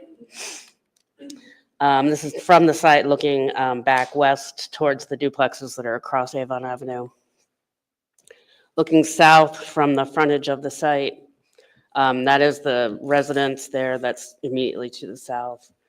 We'll discuss this sidewalk here in a minute. Site looking north towards the corner of 100 North. The speedway is right about in there. This is the tree line along the eastern property line. And then this goes into the subdivision to the east that I was discussing earlier, the cul-de-sac that immediately backs up to this. So that's those houses that their backyards then abut this property. Again, it's zone C3, which is a transitional office district. It was annexed into the town in 2003. It was rezoned at the time to C4, which doesn't exist anymore, so it became C3. It is obviously never developed. It's had a couple of petitions on the site. In 2022, there was a special exception to construct, and a DPR to construct a retail building. Many of you may remember it was called Love It So, but the building never developed. And then late last year, we had a special exception, a variance request to allow for a 2-story building, which would have commercial on the first floor and then 4 apartments on a second floor. The special exception was denied by the Board of Zoning Appeals for the second-story residential. And then there were 2 variances, front yard setback, which was denied, and then a rear yard encroachment of a sidewalk, which was approved. And I'll show you that on the site plan. So this is a similar request than the last one, except for the residential and the second story. So this is a 1-story, 3,700 plus square foot multi-tenant commercial building. And then they've also requested a waiver to reduce the parking spaces from 10 by 18 to 10 by 20, which we've seen in recent waiver requests throughout the town. This is the proposed site plan. The site would be accessed via this access drive, which is the bank's access drive. So there would be no new curb cut onto Avon Avenue. And then the access drive would come through the building here, parking on the south side and the north side, dumpster location.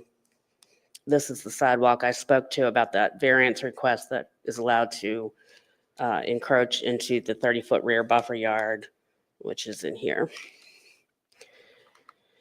This is the landscape plan, which they've gone through several iterations to get to being compliant with the foundation plantings and all the other required buffer yard plantings that are in the requirements of the UDO. This plan is, I believe, I double check the conditions, but the back eastern boundary is where all those trees were. They are limiting, they had initially proposed a lot more grading in the back here, but they are limiting that grading so that tree line is preserved to protect and buffer the back of this building for the residential properties to the east. This is a picture of the front facade and what it would look like. Sorry, I skipped over that quickly.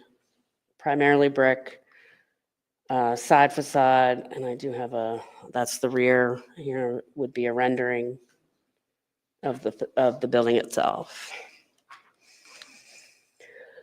Then we'll get to the waiver request, which again is the reduction of it from 10 by 20 to 10 by 18, which again is standard throughout many municipalities in the surrounding communities to Avon.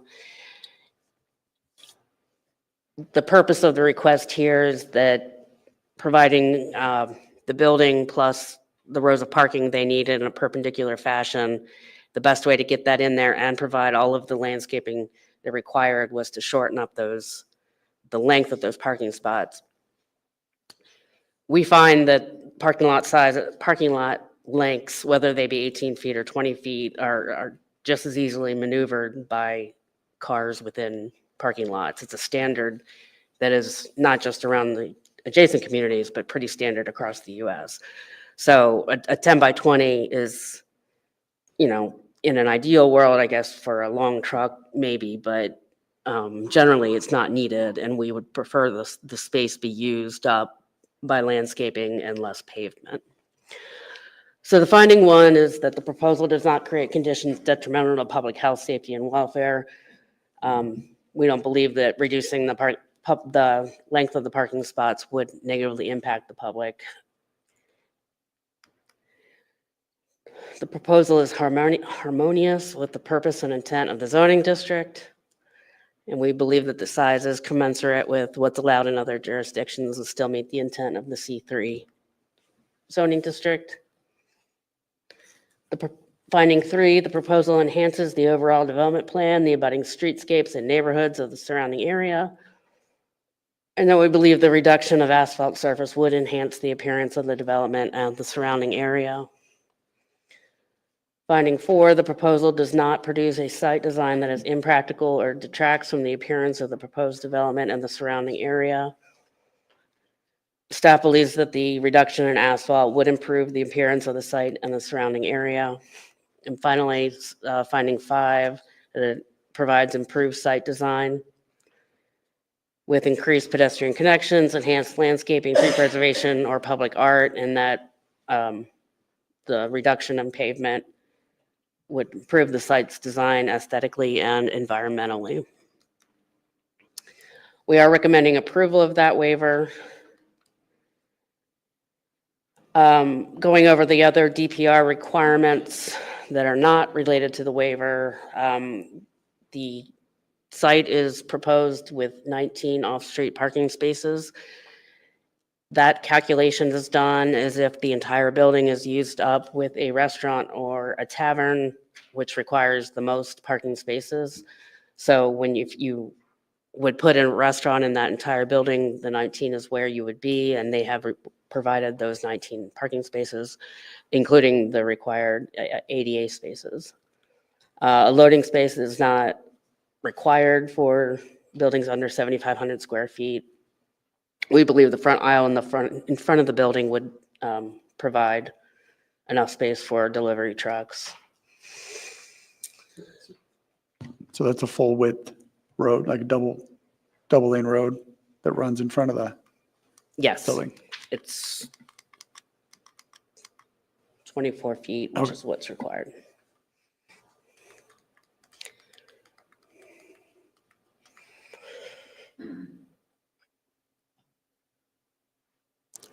So Paul did find that there were additional landscaping plantings needed along the Avon Ave Street frontage, and that a lighting plan still needs to be submitted. And that the sidewalk that you saw, that I pointed out on the photos, was constructed, as I understand it, by the county when that intersection was, or by the state when that intersection was done, when it was 267 and not Avon Avenue. Our bike ped plan now requires that side of the street along that road to be an asphalt path. So they are now required to put in an asphalt path, and they need to be revised so that the construction of that is 1 foot inside the right-of-way line per the Avon bike and ped plan. So staff is, first of all, recommending approval of the waiver, and then recommending approval of the DPR with the 7 conditions noted here. The first 3 that I just talked about.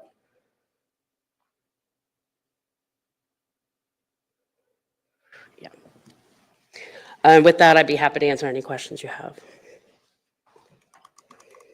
So can you show me on Exhibit B, I think is what it is, with where the sidewalk is now and where a road needs, or a path needs to be put? 'Cause I'm confused by that. So the sidewalk that's just lined right here is where it exists. Okay. And then they're showing the sidewalk coming from their building and crossing here, coming up and around to get to this sidewalk. And they're showing it going all the way, it ends right here now, so it would have to be extended. But we're saying that has to be the entire thing has to be an asphalt path and not just an addition to that sidewalk. Oh, so you're not moving it, it's just changing the material of construction. It has to be 1 foot inside 1 foot inside the right-of-way line, which would be down here now. Oh, I see, okay. So you just have to move the sidewalk out. Yes. Okay. Which is safer to get it away from the street travel lanes. Did I understand that this is not intended to be a restaurant, even though it's going to be a single tenant building? Which is, because if it was a restaurant, it would need more parking spaces, No, right? no. It's set up to be multi-tenant. Okay. They don't have a user identified. If the whole building gets rented out as a restaurant, they would need 19 spaces. So that's what they provided. So worst Okay. case scenario, they've provided. I just about flu fog, so I understand. thank you for clarifying.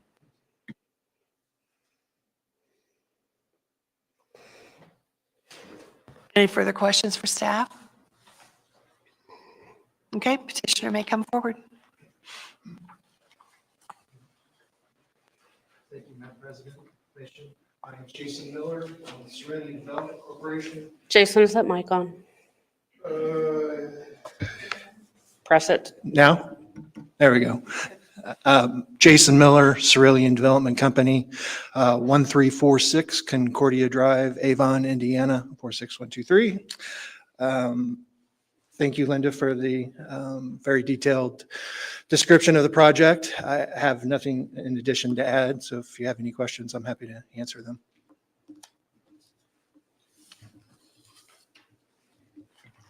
Well, I do have a question. Looking at your plans here, on the construction plans, maybe page 2, it looks like there's a grid of the building divided into 6 sections.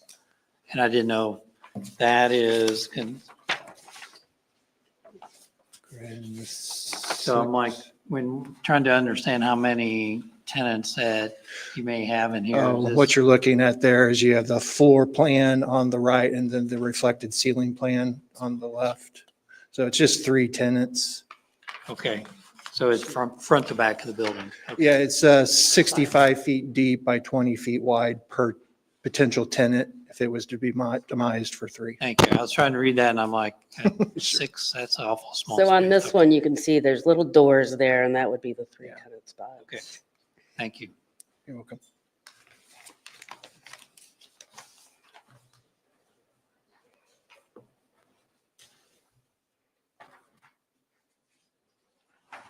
Any further questions for the petitioner? Okay, thank you. Thank you.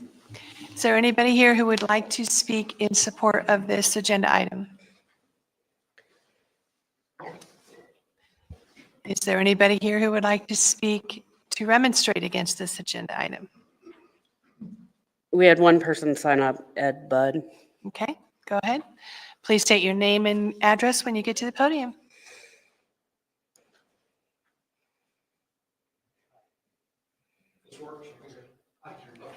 Press the button. Should be green. Thank you. Better? Better. You all, I walked up and you all said, oh, him again. Because I was here a couple of months ago to speak in opposition and I don't oppose it tonight. The revised plan that took the apartments off the second floor solved my problems. So 1-story retail, not worried about that. I just have a question. Maybe a couple of questions. On that grid that showed where the sidewalks are, it looked like there's nothing behind the building, between the building and the tree line, except maybe a sidewalk That's right up correct. close to the building. That's correct. Just grass between there and the tree line, right? Correct. Cool. And thank you. And my other question is, many of my neighbors are very concerned about stormwater runoff because that spot is higher than, it's high ground compared to our houses on Bridgemont Court. And they're worried about where the water's going to go if you pave the high ground. And I heard that one of the reasons the Love It So place never got built was that when it got to some committee subsequent to this one, where they get into the nitty gritty of the building, there was a concern about water retention and they wanted a water retention area. But that lot's so small, there's no place to put a water retention area. So they required a cistern underground to hold the water. I don't know, by the way, I was told this, and I trust the source, but I don't know it firsthand. I'm telling you what I was told. And that raised the cost and was one of the reasons why maybe the Love It So lady found a better deal somewhere else. Now, all that prompts me to just ask this question for the sake of my neighbors. There's some committee downstream from this one that looks into the water runoff. And I would just like to know what committee that is and how we would know when they were going to be discussing it in case my neighbors that are affected want to participate. Will we get a letter or will we have to watch a website for a meeting date? First of all, Mr. Budd, could you state your name and address for the record? Oh, I'm sorry. Capture that. I get excited. It's Ed Budd, B-U-D-D, and I live at 7068 Bridgemont Court, which is basically right behind where this building will be. There's one house between me and it. Greg, are you able to answer the stormwater? So we, from the town of Avon's perspective, this is a unique site in that we're in the town of Avon, so they're adhered to the SMO, STSM, those documents that I referenced in the previous case.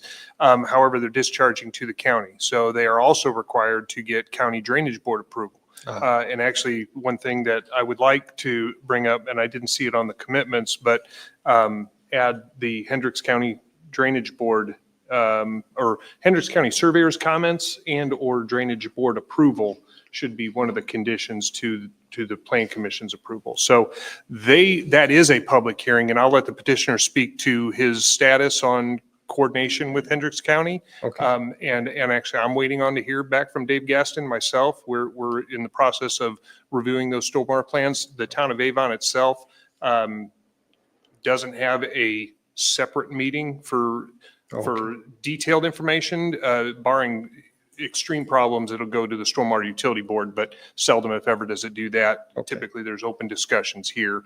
But the public meeting would be the Hendricks County Drainage Board. Okay. And again, I'll defer to the petitioner on that. And would they have a notice requirement where we'll get another letter, or do we have to mark our calendars to check a website? They should. It should be a public hearing. Okay. Again, I will let the petitioner speak to that. Okay, thank you. Say that Hendricks County Drainage Board. That's my, And if you have other questions, you can always reach out to staff here and we can try and assist you with Okay. finding the right information. okay, thank you. I spared you my 15-page email this time. Thank you. We appreciate that tremendously. Was anybody else signed up to speak? Nobody else signed up. Can I come up? Yes, go right ahead. I was just going to say, is there anybody here who'd like to speak? I'm Jennifer Noble, my husband Steve. We live 2 houses south of the bank. And what would that address be? 843 North Avon Avenue. Thank you. And I guess our only concern, we're concerned about the lighting, which I guess hasn't come up yet, just how that would affect, our house. The existing tree line, now will he leave all of those trees back behind there? Or are some, going to be taken down? We can have the petitioner address that in rebuttal. That would be okay. Flooding is also a little concern of ours. Right now, we have like an underground spring in the very back lot at our house, and it floods from time to time, so we're a little concerned about that. Parking spaces. If it's a three tenant, that would be 2 employees for each one, would be 6 cars, basically. It won't be any more than 3, is that correct? Because before it was 6. Again, the petitioner can address that. Okay, because if it's 6, then that leaves, if it's 6 buildings, then you have 2 employees, that's 12 cars. That doesn't leave very many for customers, so I think that's it. Okay, thank you very much. You're welcome. Is there anybody else present who would like to speak on this agenda item? I'm sorry. We're going to grant some leniency here. Yeah, I'm Because sorry. I have my gavel now. Yeah, can you throw that from here? I thought of another question. My name and address 7068. My name is Ed Budd, B-U-D-D. My address is 7068 Bridgemont Court, right behind this building. And I thought of another question based on something I just heard. This could be a restaurant, a 1 occupancy restaurant. They don't know who their tenants are going to be yet, right? But could be a restaurant. And we were a little confused, my wife and I, looking at the information on the website about the type of restaurant that this could be zoned for. Would there be a liquor license? There was something about C3 or whatever, and we don't understand these things, but if it's a restaurant with a liquor license, that means drunk people yelling at night. And if it's a restaurant without a liquor license, we got no problem. Well, I'll let the petitioner address that in rebuttal. Okay, thanks. Thank you. Is there anybody else here who would like to speak on this agenda item? If not, we'll have the petitioner come forward with rebuttal.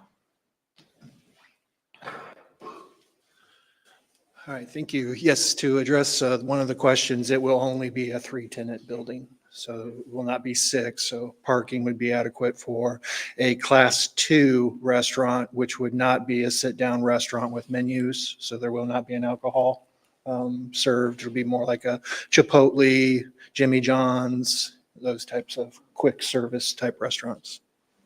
And as far as the drainage, I'd like to introduce Tony. He's with Spaceco. He's the civil engineer on the project. I'm Tony Wrench, excuse me, Spaceco Engineering, 3850 South Priority Way, 46240. Yeah, there's no room for above ground detention on the site, so we're proposing underground. It'll be underneath the parking lot. We were outletting to the county, like you say, and those conversations are underway. We're submitting that through the county. That'll be another, excuse me, like you said, another public hearing. You're so close to the property that yes, we will provide a public notice. You'll get at least a letter to your home with information on that. Any further questions? Be happy to answer. What about the question on light pollution? There's a certain lighting standards that have to be met, I'm assuming, so could you talk to that? My understanding is that's one of the commitments. You want to field? Yeah, I can address that. We did submit the lighting layout during the initial first application before we got the staff comments, so it isn't on one of the jump drives. But there'll be full cutoff fixtures, similar to the previous hearing, where we'll meet the night sky ordinance. Make certain. The dark sky. Dark sky ordinance, yeah. Okay. Yeah. Thank you very much. There was a question about the tree line. Apologize, I don't recall what that one was. The existing tree line in the back and all and around to a little bit to the side there, will that stay the same? The majority of the trees, yes, I believe there are 2 trees that are small caliper trees that we'll be removing. Okay, thank you. Discussion. Could I jump in real quick? Yes. I would like to apologize for the oversight on including Hendricks County Drainage Board in number 7. So if you could plan on inserting that into the list of entities that need to review or approve this, So Hendricks County Drainage Board. Thank you, Greg, for catching that. And I also might remind you that you need to vote on the waiver prior to voting on the DPR.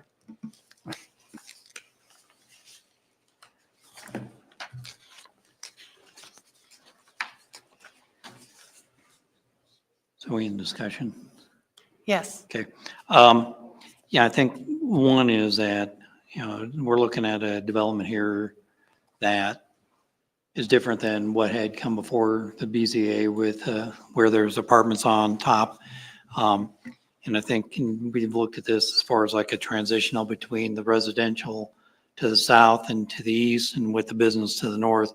This seems to, this is I believe, a better solution where it's just purely commercial business as opposed to having apartments, which would really make that congested in that part of 100 North and Avon Avenue. As far as the waiver goes, and we've seen the waivers on the parking spaces a lot. So, I don't think it's unreasonable waiver to have the length of the parking space to be reduced 20 to 18, which maybe we ought to be looking at our ordinances. And I believe that's been brought up. It's before. already going in there. Is that what's coming up? Yeah. So I think, I agree with staff and what they have written as far as in their staff report, agree with their position on this. And I would support the waiver and the DPR. I agree that the removal of the second story residential resolves a lot of problems that we had with this original presentation. And I appreciate the petitioner's decision to go forward with this with a major change in the original plans. So that's always appreciated from the town's perspective. Any further discussion? If not, we need to address the waiver request first before going forward with the DPR. If anyone would like to make a motion. Sure, I'll make a motion. I move we approve the waiver request of Avon UDO table about 1. Wait a minute, let me make sure we got the right one, yeah. To allow for a reduced off-street parking space size since it has satisfied all the requirements for waivers under state law and subject to the approved findings of fact. I'll second. Having heard a motion and a second, we'll now take a vote. Rockabrand, 4. Bill Reed, 4. Dave Kaufman, 4. Catherine Ransberg, 4. Paul Guckenberger. 4. Motion carries. Waiver is passed. Now move on to accepting a motion for DPR 2501. Make a motion. I move that we approve DPR 2501, 891 North Avon Avenue, 267 retail shops, a development plan review to allow for construction of a 3,761 square foot, one-story multi-tenant commercial building, subject to the conditions listed in the staff report with the addition of adding the Hendricks County Drainage Board to condition 7 since it has satisfied all the requirements for a development plan review under state law and subject to the approved findings of fact. I'll second. Having heard a motion and a second, we'll now take a vote. Rockbrand, 4. Reed, 4. Hoffman. 4. Ransberg, For Kuchenberger. 4. DPR is approved. Thank you very much. We now move on to MIP 2501 Land Reserve Minor Plat.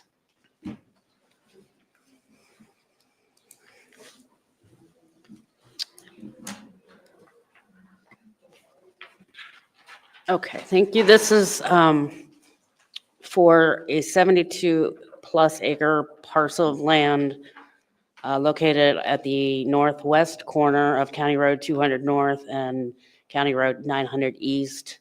It's currently zoned C2 and R3. You might remember it as the Meyer and the Silver Springs development.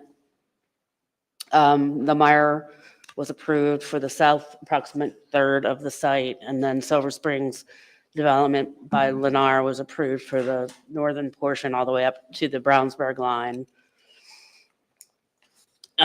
This particular plat is to subdivide the 72-plus acres into 2 blocks so it can be sold to those 2 entities from its current owner, Land Reserve. Subject site here outlined in white.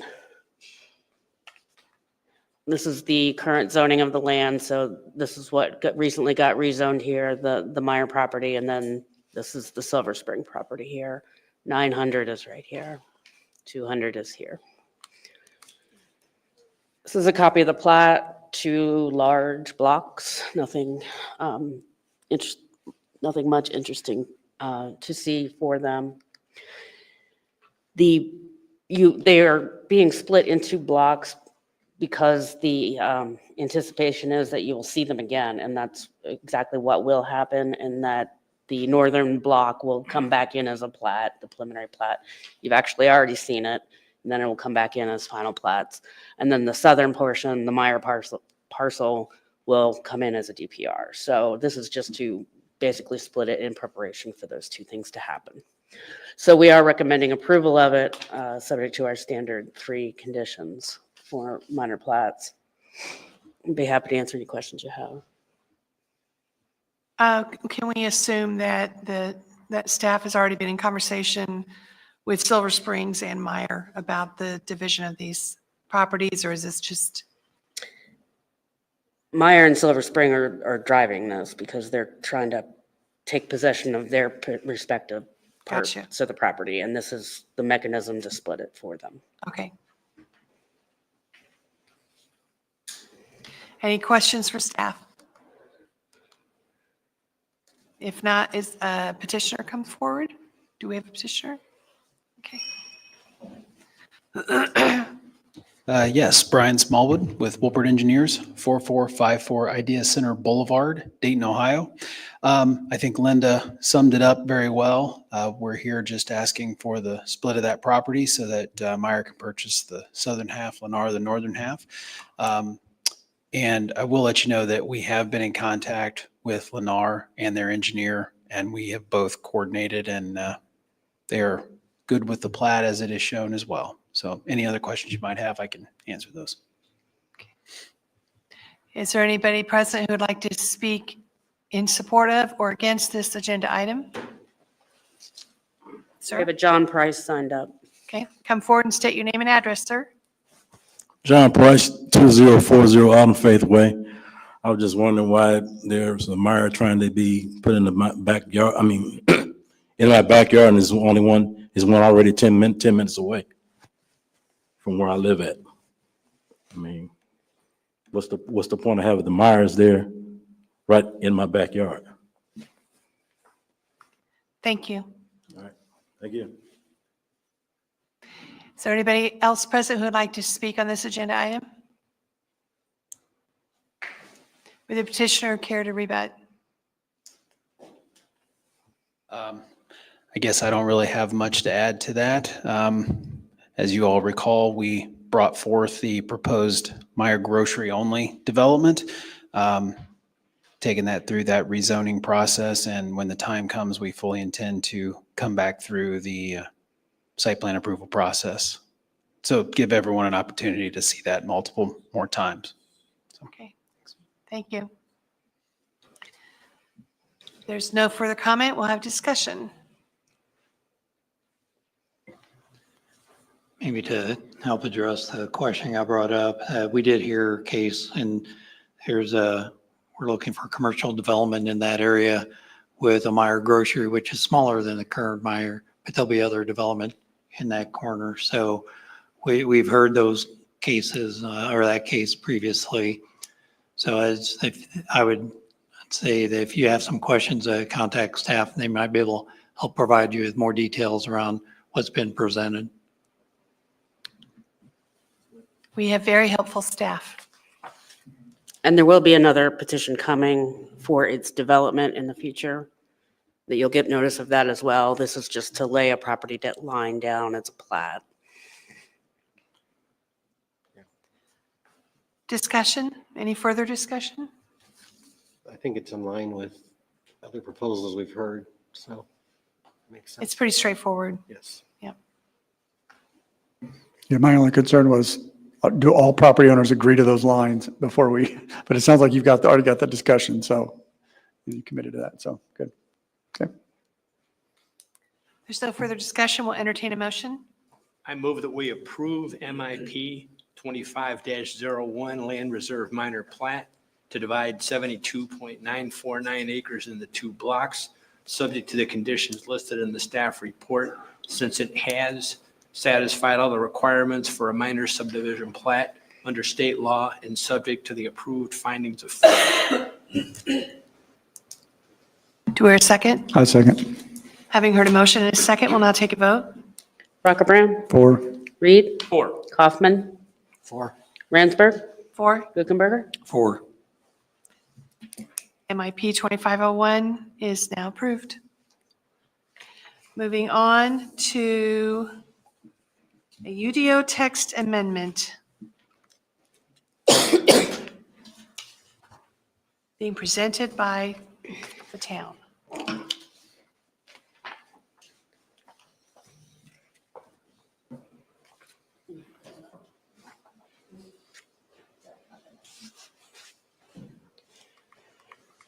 Okay. So this is a fairly simple amendment to the UDO.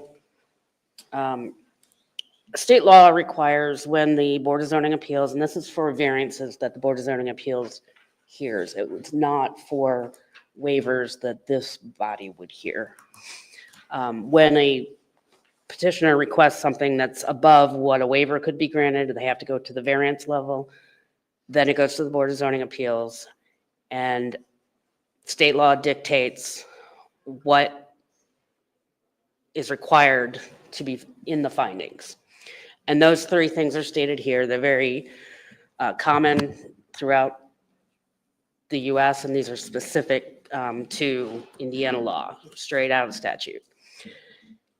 And then in 2013, the Avon Town Council decided to add 2 additional findings, which are permitted under state law to add additional findings. And those are listed here as number 4 and 5.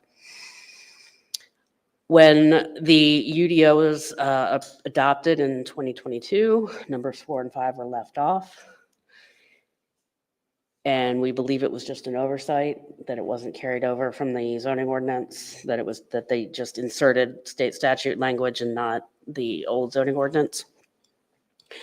So when I first got here and started to do variances of development standards, I was questioned where these findings were, and I was confused. And so we figured it all out and determined that they were left off, and the BZA is desirous of them being added back in.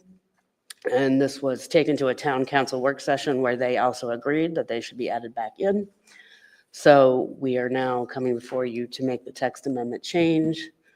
We are recommending a favorable, that you give a favorable recommendation to the town council to add these 2 findings back into the UDO. I just have a I guess this would be a bit of housekeeping. On your presentation, you said number 4 and 5, but on the staff report, it says D and E. It does say D and E. I noticed that when I was putting the presentation together. So is it So 4? D and E is how it will slide into the UDO. Okay. Because it's A, B, and C in the UDO. Okay, thank you. But when I was doing the presentation, I put 1, 2, and 3. So I apologize for that, but D and E is how it should read. Okay, very good.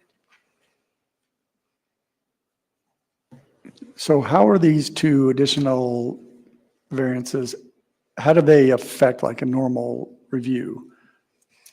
What additional power does that give the zoning board, or what additional value does it add to the? So what they are trying to address are already captured in finding 3 generally.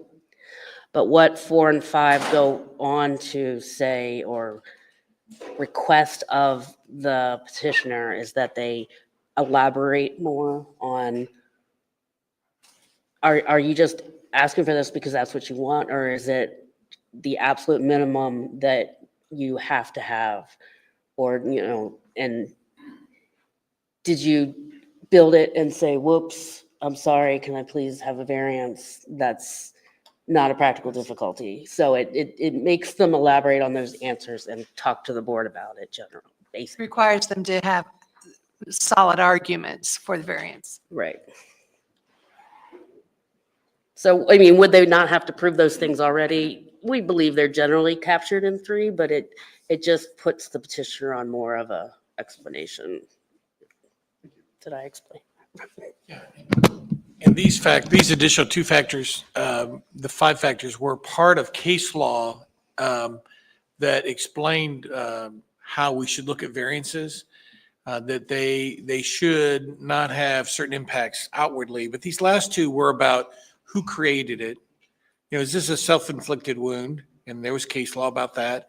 And then the number 4 was about, well, are you asking us for the minimum necessary to solve the problem, or are you really asking for much more than that?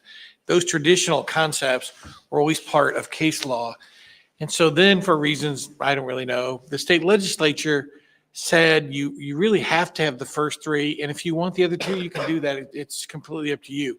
We had all 5 factors for at least 25 years, and I agree with Linda. I think in the draft, which originally was done by a consultant, they may have had reasons to drop the other 2, probably because it wasn't mandatory under the statute, but it had been certainly in our existing zoning orders for many, many years.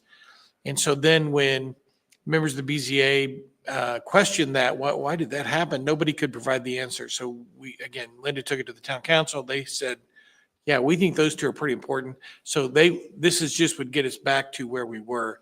It will certainly give our BZA a little more information, and they can evaluate and kind of try to discern whether this is the actual request is really all we need to do. Are we giving them too much latitude for the variance, that sort of thing. But the concepts were always there. I like the idea too that it helps to remove any idea that there might be that there's no standard for granting a variance, that it's not arbitrary by the BZA to grant the variance, that they have this creates the requirement on the part of the petitioner to say, I want this variance, but this is why I really need this variance. And it takes some of the, it makes it easier for the BZA to justify their decisions. I like that.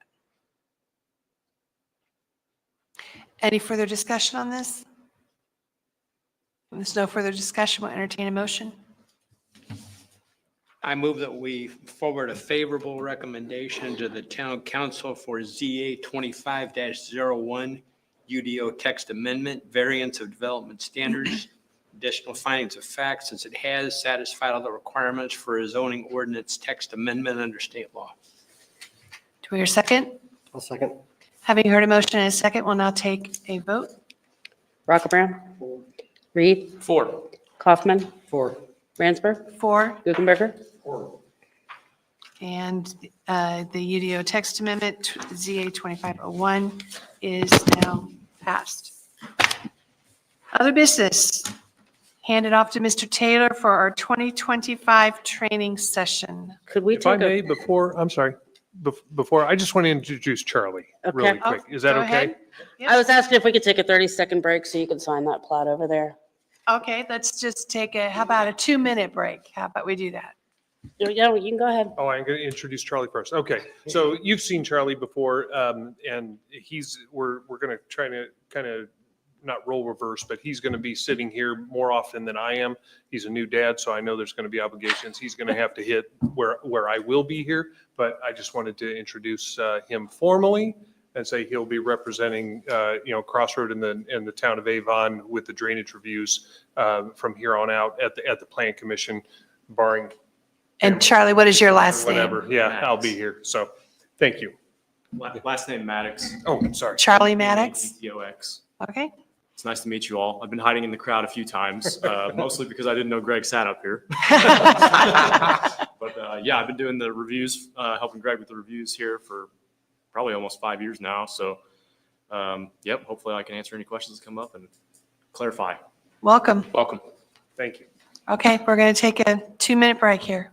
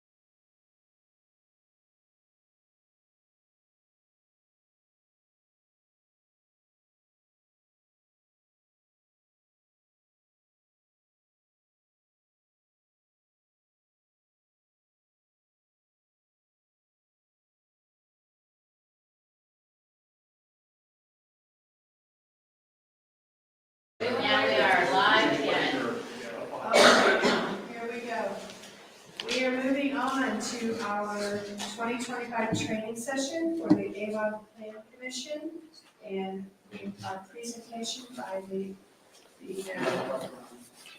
esteemed Mr. Dan Taylor, attorney of Avon, Esquire.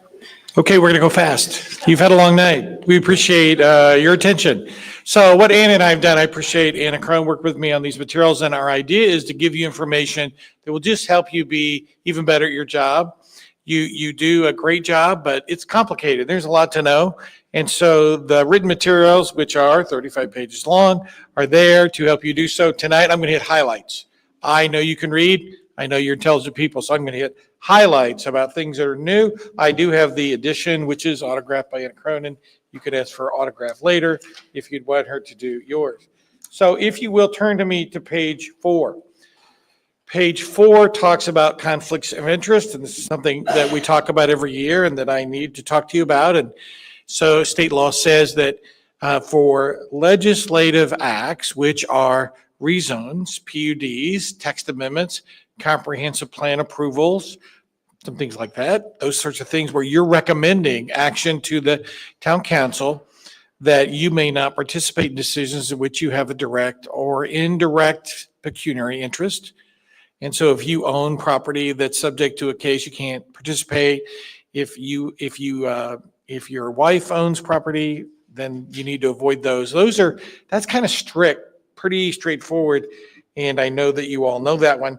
If you go to page 5, then it gets a little more complicated, because then when we go to cases in which you are the final arbiter, zoning decisions, so mainly plats and DPRs, where it doesn't go to the town council, you're the person who's going to make the final decision. The standard goes up a little bit. So when you get to that, not only you have the same conflict of interest rule, you can't participate in decisions where you have a direct or indirect pecuniary interest, but also you'll see that you also cannot participate in decisions in which you cannot be impartial, decisions in which you would be biased or prejudiced. And although generally biased might mean you're more favorable and prejudice might be you're less favorable, you can't participate in those and you have to recuse yourself. So I just want to talk a little bit about these two concepts. They are not the same.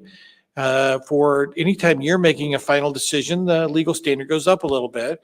But if you do have a conflict of interest, or if you have a case where you think it will be difficult or impossible for you to be impartial, then you need to let the secretary, Linda, know in advance of the meeting that you're not going to participate in that. And we don't even let you stay in the room. So what'll happen is we'll escort you out the room. And the idea is we don't want you standing in the back of the room waving at people, telling them, signaling how they should be. So the recusal goes on the record, not the reason for the recusal, just simply Mr. Reed is not participating in this decision. He's recused himself, that's all.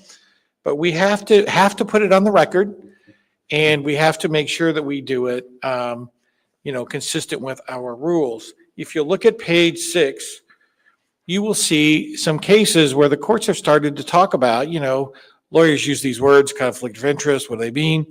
And so I've given you a couple of examples of what does it mean and what doesn't it mean? So if you look at the Perryworth Concerned Citizens case there on 4B, you'll see that the Supreme Court said, well, just because you have some tangential issue, ownership interest, that doesn't mean, that's not necessarily a conflict of interest. And in that case, one of the members' wives owned a partial interest in the land next door to the site of the project. And the court said that's not a conflict of interest.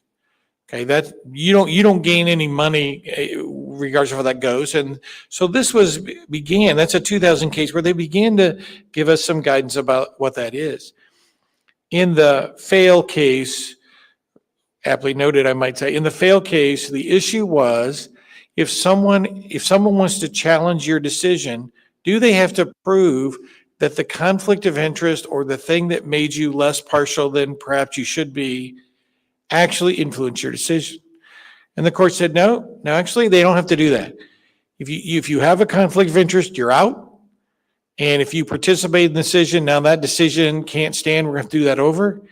Nobody has to show or prove that your conflict of interest affected how you voted. We just don't get to that. You're either in or out. So that's important to know. I also think if you see in the bottom of page 6, what kinds of things or if Paul is biased or prejudiced, how in the world would we know? And so I really think the most important thing I can tell you is the best way that we will know is if Paul starts talking. And if Paul tells his neighbors that he'll never approve a strip mall in Avon, it doesn't matter where it is, or he puts that on social media. If Paul starts telling people that he's biased and prejudiced, well, that's great evidence that he might be. So that's, again, behavior to avoid, first of all. But secondly, it's generally by what people say is how someone knows. If someone wants to challenge a decision that you guys make, how do they know that you're biased? It's usually going to be by what you say in a meeting or even outside the meeting, or in one famous case in Colorado, what the guy said in a coffee shop with all his friends every Tuesday because the challenger deposed his friends. So Paul, warn your friends. They may be deposed later about what you said about this. And Paul didn't say this. It's just an example. If you go to page 7 with me, again, it's important when you look at your cases to say, when I first started, I remember thinking, okay, what kind of case is this? And each case has a different standard. So in general, the cases where you are doing rezones, planned unit developments, text amendments, comprehensive plan, anything that you're advising on or making a recommendation, those are discretionary. Nobody has a right to these things. Nobody has a right to a rezone, a right to a PUD. So you can use your discretion, and using your discretion means you can say, is this what's good for the town? Now, in doing so, you have to follow the statutory factors and all that, but on those decisions, you have some latitude. Okay, you can use your head a little bit. On plats and DPRs, those are generally non-discretionary, and so you have to look at the factors. And if you look at the factors and the applicant meets all the factors, the law says you must approve, and you all know this. You even say it sometimes in your meetings, so you know this. And then there are some cases where it looks like it's ministerial, but then you have a little discretion.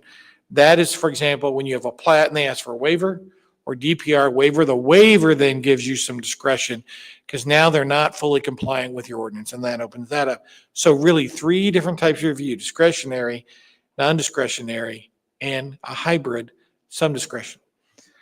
If you look at the bottom of page 7, rezones, these are the most impactful or important cases you will have. They are a big decision. And so nobody has a right to a rezone. You have the most discretion. You're going to make a recommendation to the legislative body, and the law has said that the town council will not be overturned as long as they have any reason for their decision that lines up with the statutory 5 factors. The courts are not going to get involved in that because they're making a legislative decision. You have that same kind of discretion. If you go to page 8. Dan, Yes. on rezones, can I ask a question on that? So when we get into discussion, and if we aren't in agreement with staff, so it's like, staff does a lot of research and they present this, but that doesn't mean we have to agree with and pass our recommendation. And I think, Lynn, you probably have sat through some of those already, but we're making that decision. We don't have to approve a rezone. There's nothing requiring us, but we have to state why we would not agree with staff's recommendation. Is that correct? You don't even have to say that. You don't have to say that. You just make a recommendation. Although I believe you should always give the staff, who really are your experts, deference. I think you should always give them deference and assume that staff has a pretty good idea what they're doing. If you don't agree, you don't agree. You don't have to disprove their opinion. Okay, you just have to make findings based upon the 5 statutory factors and be able to say what facts exist that support your position. Okay, does that make sense? Yeah. You don't have to overcome the staff recommendation, just like the town council doesn't have to agree with you. Okay, you just say what the evidence that we have before us. If we look at these 5 statutory factors in the totality, which way does this thing lean? Favorable, unfavorable. Okay, we have 5 factors. No one matters more than the other. We're just going to go through there. And I think that the best job you can do in a rezone, the best job you could do at a public, you have a hearing, is just talk about the 5 factors. Okay, you start one. What does the comprehensive plan say? Now your staff will help you, but I really like it when you guys say, why don't we look at the criteria then? Let's talk about that. Let's take them one at a time. And you guys have done that in the past. I know that you know what I'm talking about is start with a comp plan and let's look at current characters and uses. Let's go to most desirable use for the land. Let's look at whether, how it values be impacted. And then let's look at responsible growth and development. And just go one by one, but it's important that you talk about the facts that lead you to think that's a sways you one way or the other. When I look at factors, I put a plus or minus next to them. When I read staff reports and it says, what does the comprehensive plan say about this? If it favors the request, I put a little plus. And if it doesn't, I put a little minus. And I keep track on all 5. It's not like you have to add them up or anything because it's the totality, but that helps me understand how sometimes maybe a rezone is appropriate, but there are only facts that support 3 of the 5 or 4 of the 5. They don't have to get all 5. Same time, sometimes they have 2 or even 3, but you say, I think the totality of circumstances makes me still want to deny it. You have that kind of discretion. That's what you have. But your decisions have to be based on facts. How do we know that you're basing your decision on facts? It's in the findings that you make. And when the courts look at your decisions, they're going to look at, did they read the staff report? Because you have great staff reports. Linda does you have great staff reports. So when you're discussing it, are you referring to things in the staff report? Are you talking about the issues that are raised in there? Secondly, did you listen to what the petitioner said? Did you listen to what the remonstrators said? And then in your discussion with each other, are you talking about the 5 factors and why you believe it's not responsible growth, if you think that, or why you think that it would have a negative impact on assessed value? Well, why do you think that? I think it would have I think this kind of site, this kind of use in this particular neighborhood is really going to harm the neighborhood. The law says the law will treat you as experts on that issue. That we don't have to go and have appraiser come in. You all have been, you're thought to be experts in land use. So they'll let you talk about that. So the courts have said, you know what, if we want to figure out whether the Plan Commission or the Town Council, whether they actually had facts that supported their findings, then why don't we listen to the meeting? Or in our case, watch the meeting. I had to go back this summer and watch a meeting that I was not attending that Linda and Anna were doing. And I had to watch 3 meetings, really long meetings you had last spring, one of which I attended, but there were 2 that I had not. And I had to watch them, just waiting for one little thing. That's how the judges would review it. Your discussion that you have is vitally important. And if you start a rezone, which let's look at our 5 factors, just like Dan told us in training, let's just take number 1 here. And you talk about that and why you feel one way or the other. That now you're establishing a factual basis that allows me and Anna to defend your decision or the town council's on appeal. Now we can say, no, it wasn't arbitrary and capricious, which means they had no reason. There was no evidence to support them. The court won't even make you prove it by a lot of evidence. They'll just say, do they have any evidence in front of them that would support their decision? And so that is it's a good question and maybe a long answer, but we just covered 3 pages of material, Paul. So you're helping me speed along. If you will go over now to page, I'm going to skip a little bit through 11. So there's a lot of materials in here on PUDs, planned unit developments. And my big thing there is, planned unit development should be innovative. They should be mixed use. They should be a lot of things. But I want you to pay careful attention to their actual proposed ordinance. Because in a PUD, we are allowing the petitioner to forget our ordinance and write their own. Now that is something we should be careful about.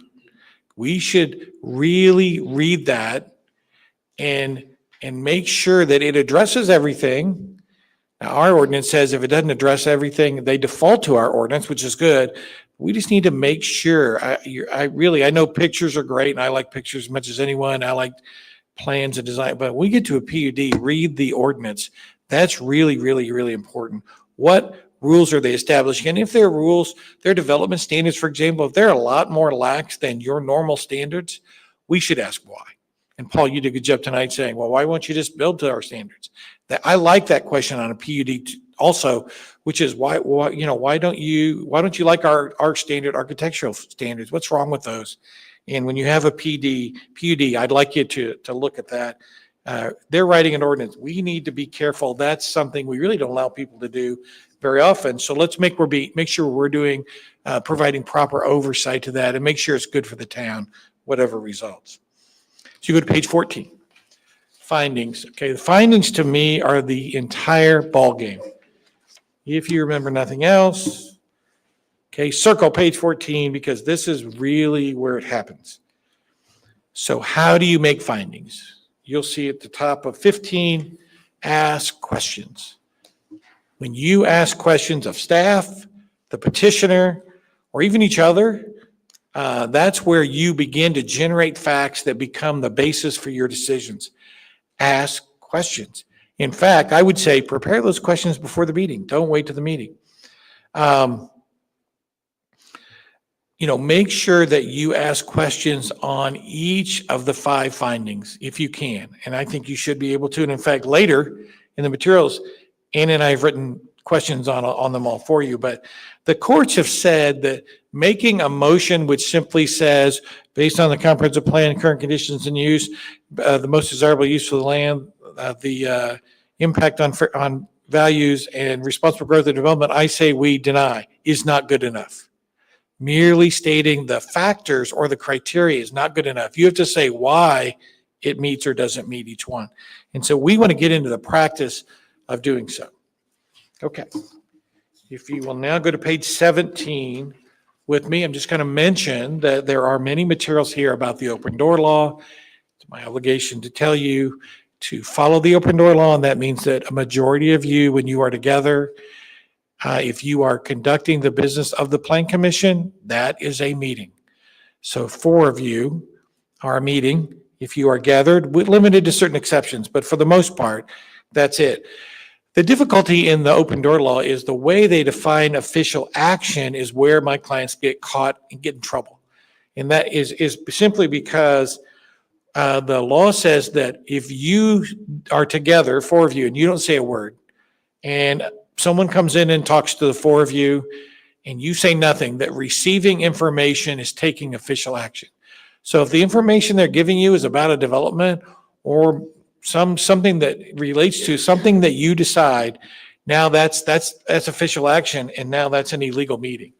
And so if you look at, Just as an example, if the 4 of us leave here tonight and go over to Opa's to get a drink or whatever, and while we're sitting there just chatting, somebody comes up to us and says, hey, I want to talk to you about whatever, that would be considered, even if nobody said anything, that would be considered an official meeting.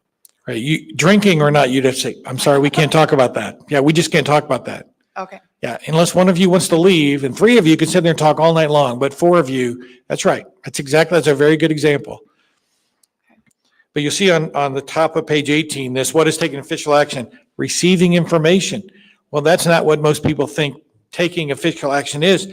Now you look at deliberating, voting, and that sort of thing. Well, that makes sense, right? That sounds like a meeting, taking action, but receiving information is where people most get in trouble. Now I get this question a lot about email. If you email each other, that's not a meeting. Email to the public access counselor is just like writing a letter and putting a stamp on it and sending it like we used to. Now, if that email becomes like a chat, now you may have a meeting, so you want to avoid that. But here's our caution. Our caution is every time you write an email regarding the business of the town, you are creating a public document, and any member of the public may request any email that Paul has sent in the last 6 months regarding anything to do with the Avon Plan Commission.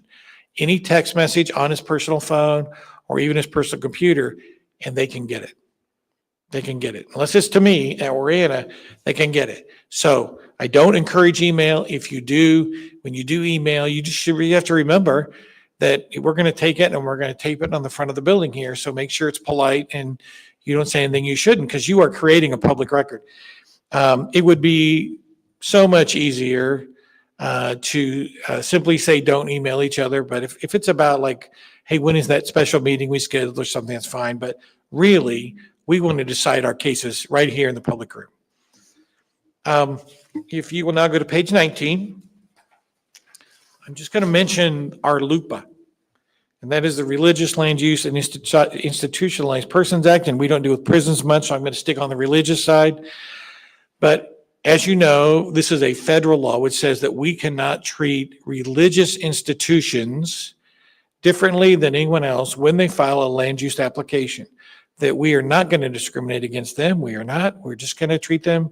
If they want to come in and build a church, for us, they might as well, somebody may as well be building a school. We're going to treat them without reference to their religion entirely. We're going to avoid discriminating against them. I'm going to give you a case on this later, but that is an important law. Now, at the bottom of page 19, you'll see this. I kind of talk about rezones again. I'm just talking about make the petitioner tell you something about the 5 factors. Otherwise, it's their job. Ask them questions. Make them answer questions about those. If you look on 20, you'll kind of see what I was saying in response to Paul's question. He was just 12 pages ahead of me. If you go to on page 20, you'll see other best practices, and I would just ask you to review these. I'm not going to cover them here tonight, but I still think they're great. I'm just not going to list them all for you. There are 11, and I'd say please look at those. Now, on page 21, vested rights, another important concept is that we cannot take away anyone's property rights that they have without compensating them. And that's in the U.S. Constitution and the Indiana Constitution. And when someone has rights that the law considers to be protected, we lawyers call that vested rights.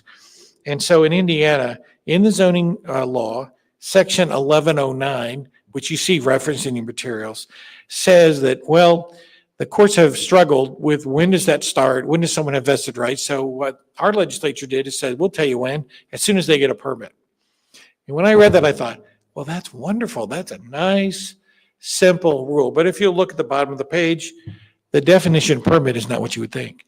It does have permits in it, but it also has, if you look to the next page on 26, the approval of a DPR.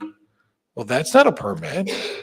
A primary or secondary plat approval, a contingent use or special exception, and then finally, the most puzzling of all, the approval of a PUD. Well, that makes no sense at all. Someone in the State House thinks a permit is those things, and I would not think of those things as permits at all. So let me give you a good example, is if someone had applied for a permit for a plat, let's say a plat approval, and then we changed the zoning ordinance. So like you talked about a text amendment tonight, if that goes through the town council and someone files their application tomorrow before the town council adopts it, then those 2 new sections that you just, you would put in, those don't apply to them. Because once they file for their permit, they get the set of ordinances we have that existed at the time they filed their permit. Those are their vested rights. And they keep that for quite a while. So if you ever hear me say vested rights, you should know that I'm saying something really important, because I'm saying, hey, we can't just do what we want to do here. This petitioner has protected property rights, and I'll always speak up. Okay, a couple of things on 22. Homeowners Association covenants. It is not our job to enforce those. It is really not. And our courts have said so over and over. So you're going to get this question from your neighbors, and you can say, no, I swear, our lawyer says it's not our job. It's really not our job. Then regulation of rental properties. You're going to hear this one too. We've had with the interest rates rising, we had a little of this last year, and we're going to have more. And that is, what about properties, new houses that are built that are only to rent? And you have neighbors too who don't like that.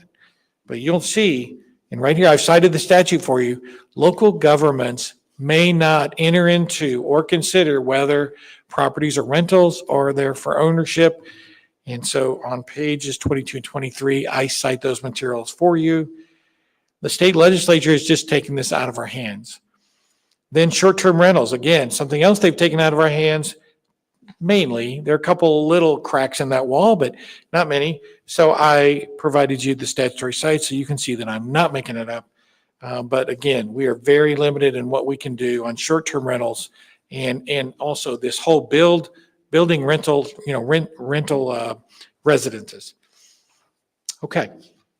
Now if you go to page 30 with me, I'm just going to talk about one case we talked about before and I mentioned tonight. And that is, I think you did the right thing on the continuance, and it's because of this mammoth solar case that we talked about last year. And so in that case, the Court of Appeals was really concerned about remonstrators having the right to review the materials at Linda's office in order to prepare for the public hearing.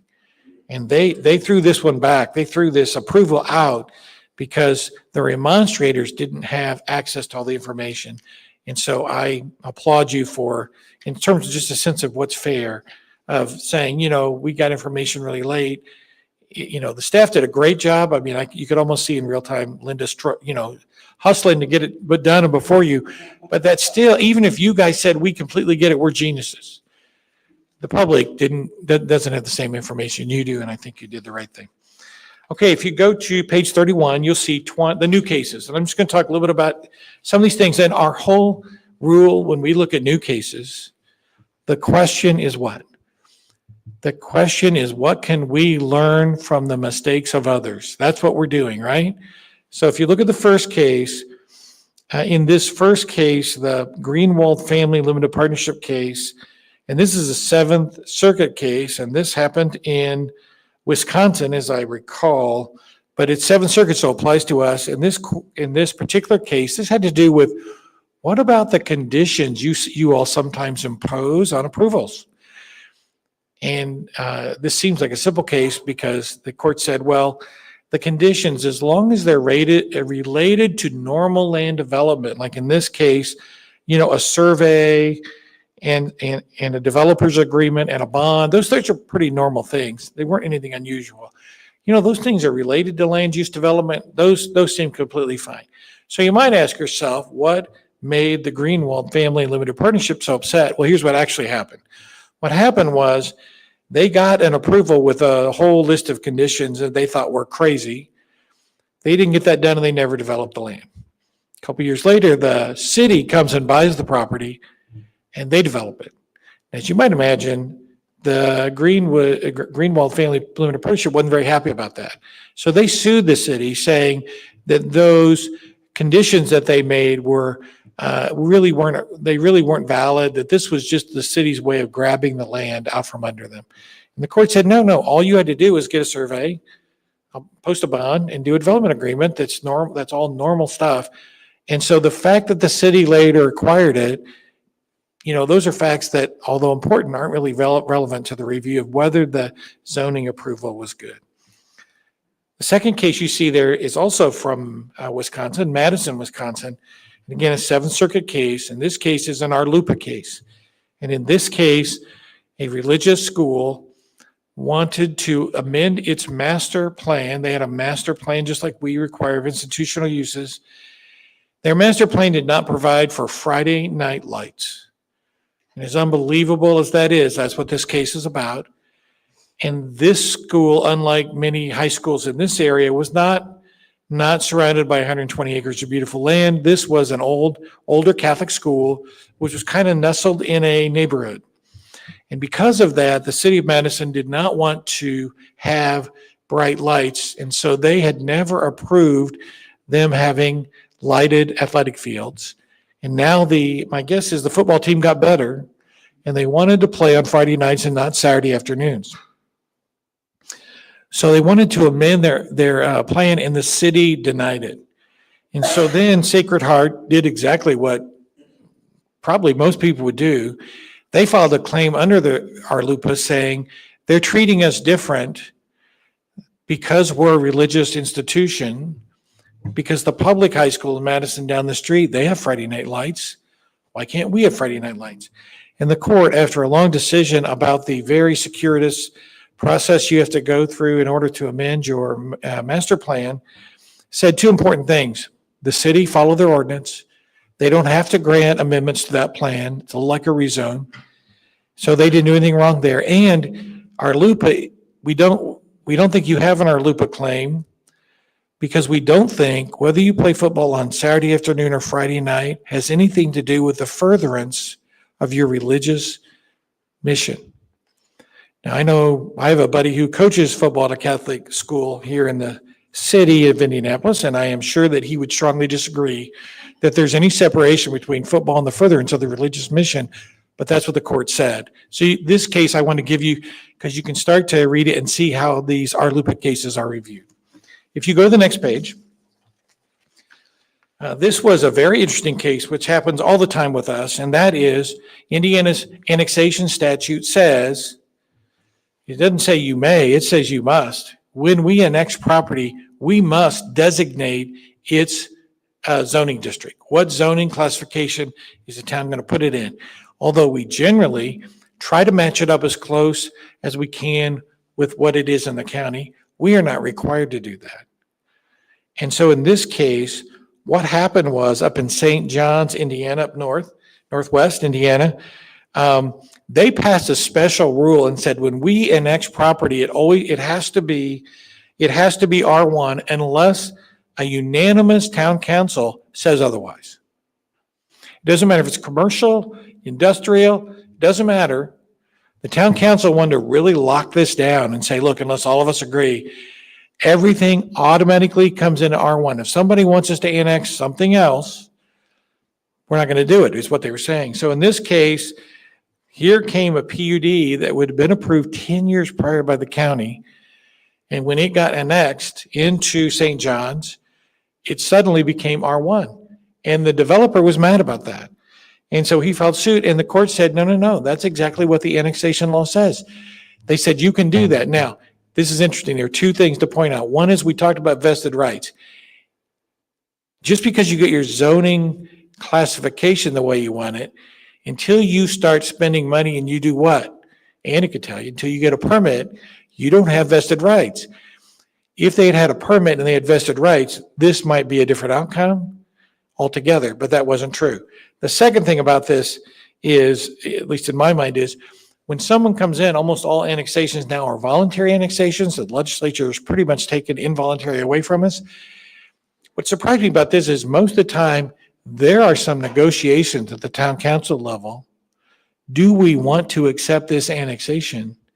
And one would have thought that the developer would have negotiated and said, look, in order for us to hand you an annexation petition, you town council people are going to have to vote unanimously to keep the PUD the way it is. But that conversation apparently didn't take place, and I'm sure they regret that now. So that's one thing we can learn from that case. Number 4, S&M, SPM development. This was interesting because the SCO, the subdivision control ordinance, had very strict rules about sanitary service.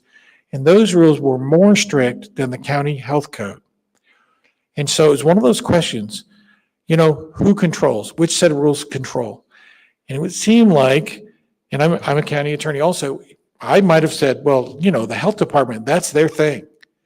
And the SEO is really not about sanitary regulation. That's the health department. But in this case, the court said, no.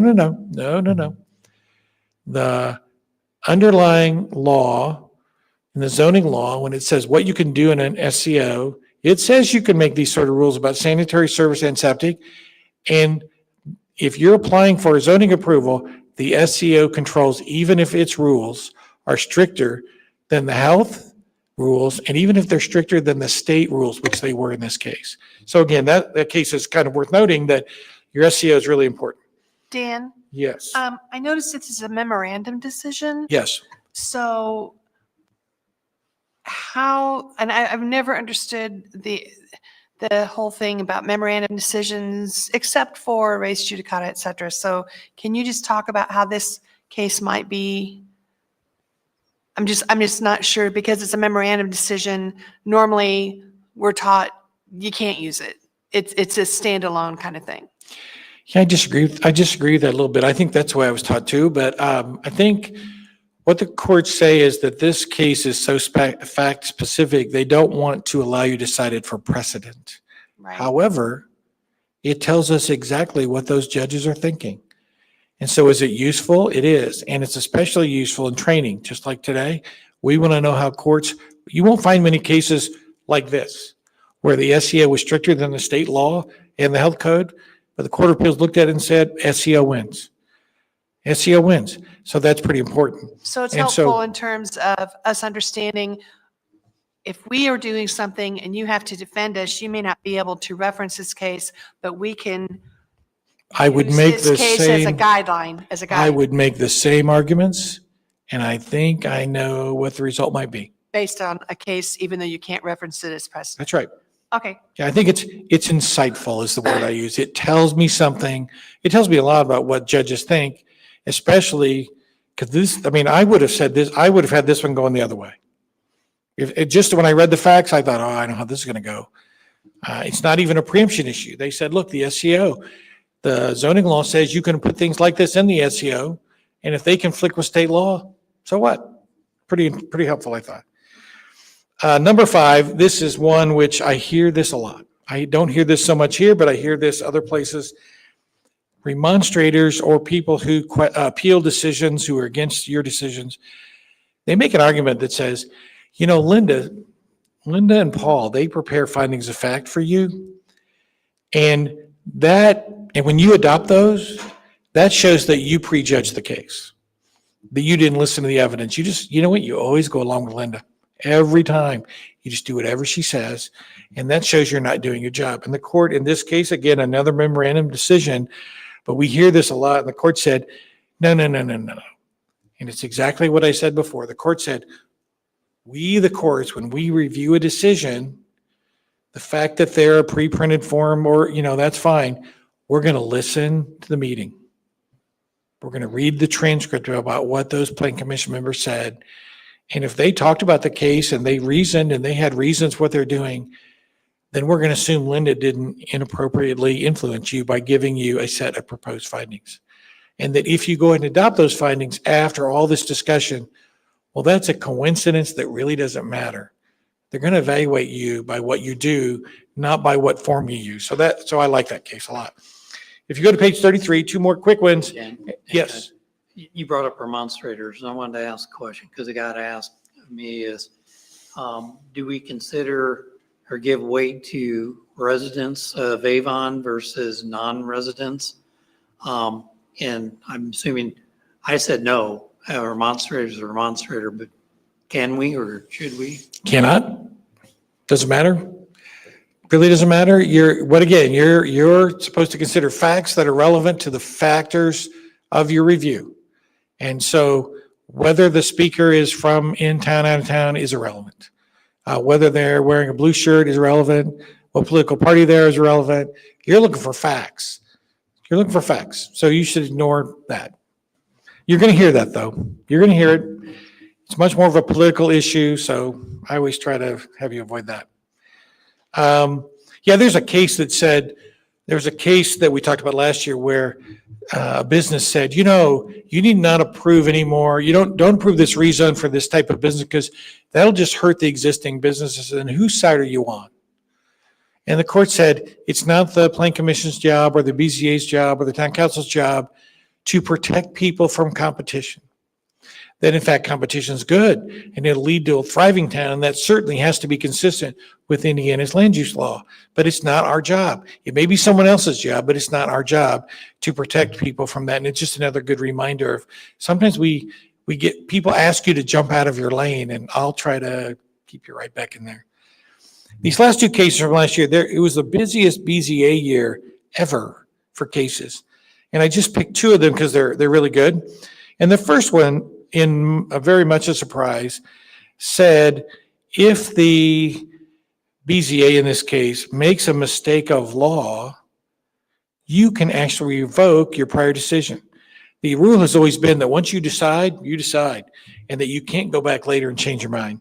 Well, in this case, an interesting thing happened because down in Monroe County, the planner received an application for a scrap metal recycling, and they didn't know where to put that on the use table. And the planner said, I think the closest thing we have is Central Garbage and Rubbish Collection Facility. which is fine. And nobody really much questioned that. Then when the attorney was drafting the findings, the attorney for the BZA said, oh, I don't know. I kind of think it's not central garbage. I think it actually should be something else. And so he wanted it sent back to the BZA, and the outcome of that determination and classification would lead to a whole different result. In fact, what they even had to apply for was going to be different. So, of course, when they sent it back to the BZA, the petitioner who had won the first time around said, you can't do this. I already won. And here the Court of Appeals said, no. If it's a mistake of law, you can go back and fix that. And so it's very rare. This is a big case that really is something we should keep in mind. It's a great way for us to undo something we might have done wrong. And then number 7, it's a City of Bloomington case in his hometown. And I just think it's a good case because, you guys have all these, requirements that people build sidewalks, and you talk about all the time. And in this case, a landowner didn't build a sidewalk like they're supposed to. And they came back and said, he basically said, can't make me. Can't make me, can't make me, can't make me. And he challenged the planning authorities, in this case, the BZA's legal authority to require him to build sidewalks as part of some approval.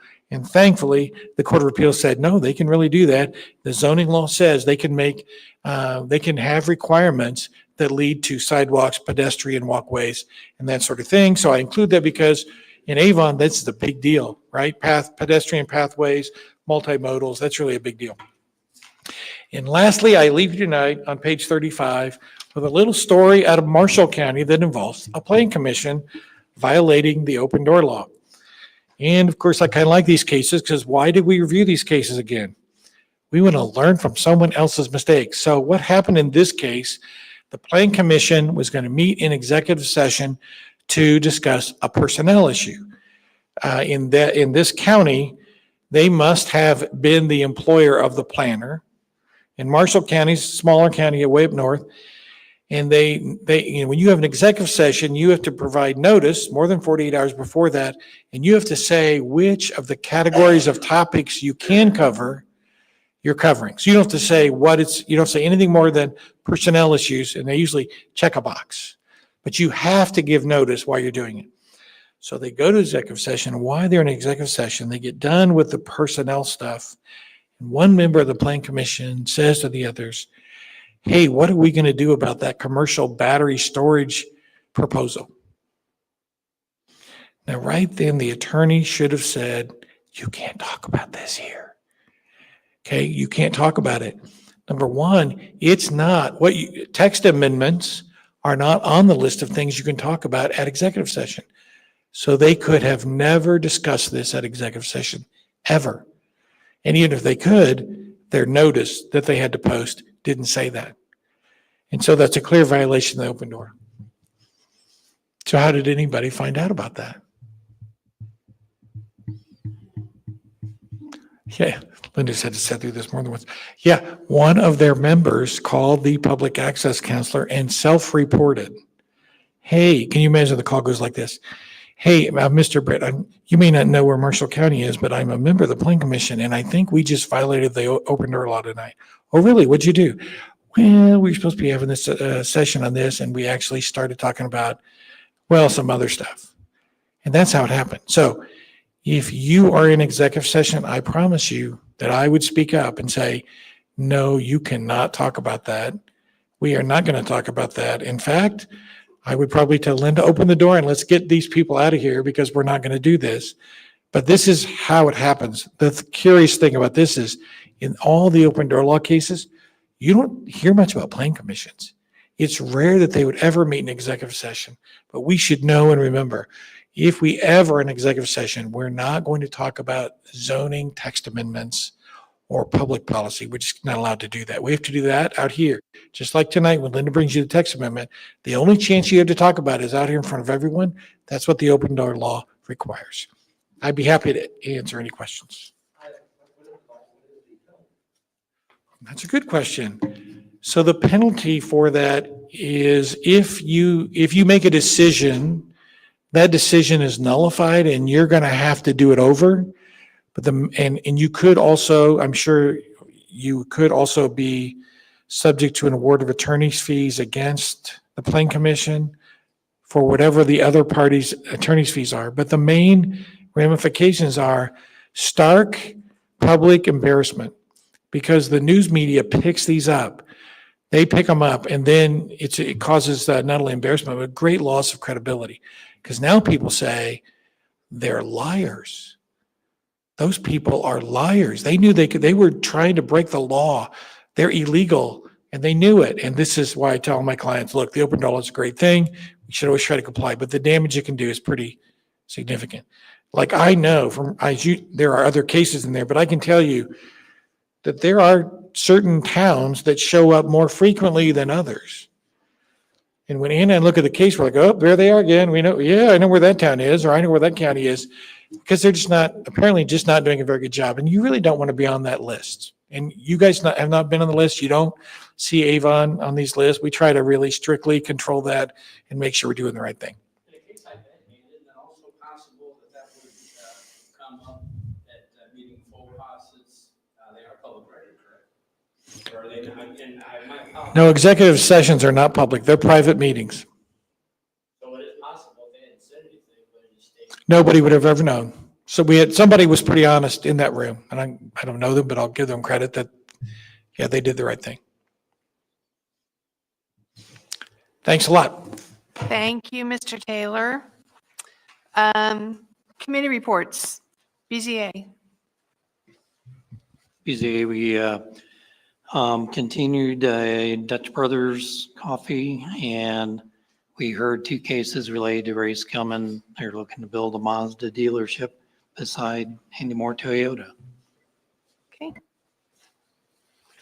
Redevelopment from February 17th, invoice approvals, pledging HOPA TIF funds, or TIF funds for the HOPA project, matters relating to the financing for the Civic Center, contract amendment for the Veritas Group Civic Center owners rep, and in addition, Dan Jones Phase 2 change order number 4. Okay. Any other committees or any other information for the good of the order? I would just like to mention that we are having comprehensive plan open house tomorrow at 6 o'clock, 6 to 7 o'clock, for anyone who wants to come and see what we've done with the comp plan so far, what ideas we've come up with, and maybe give us some feedback on those ideas. We'd love to have you here in town hall at 6 o'clock. Comprehensive Plan Steering Committee is doing some really important work in terms of long-term planning for the town, and I would encourage you all to participate in that. Anything else for the good of the order? If not, we are adjourned.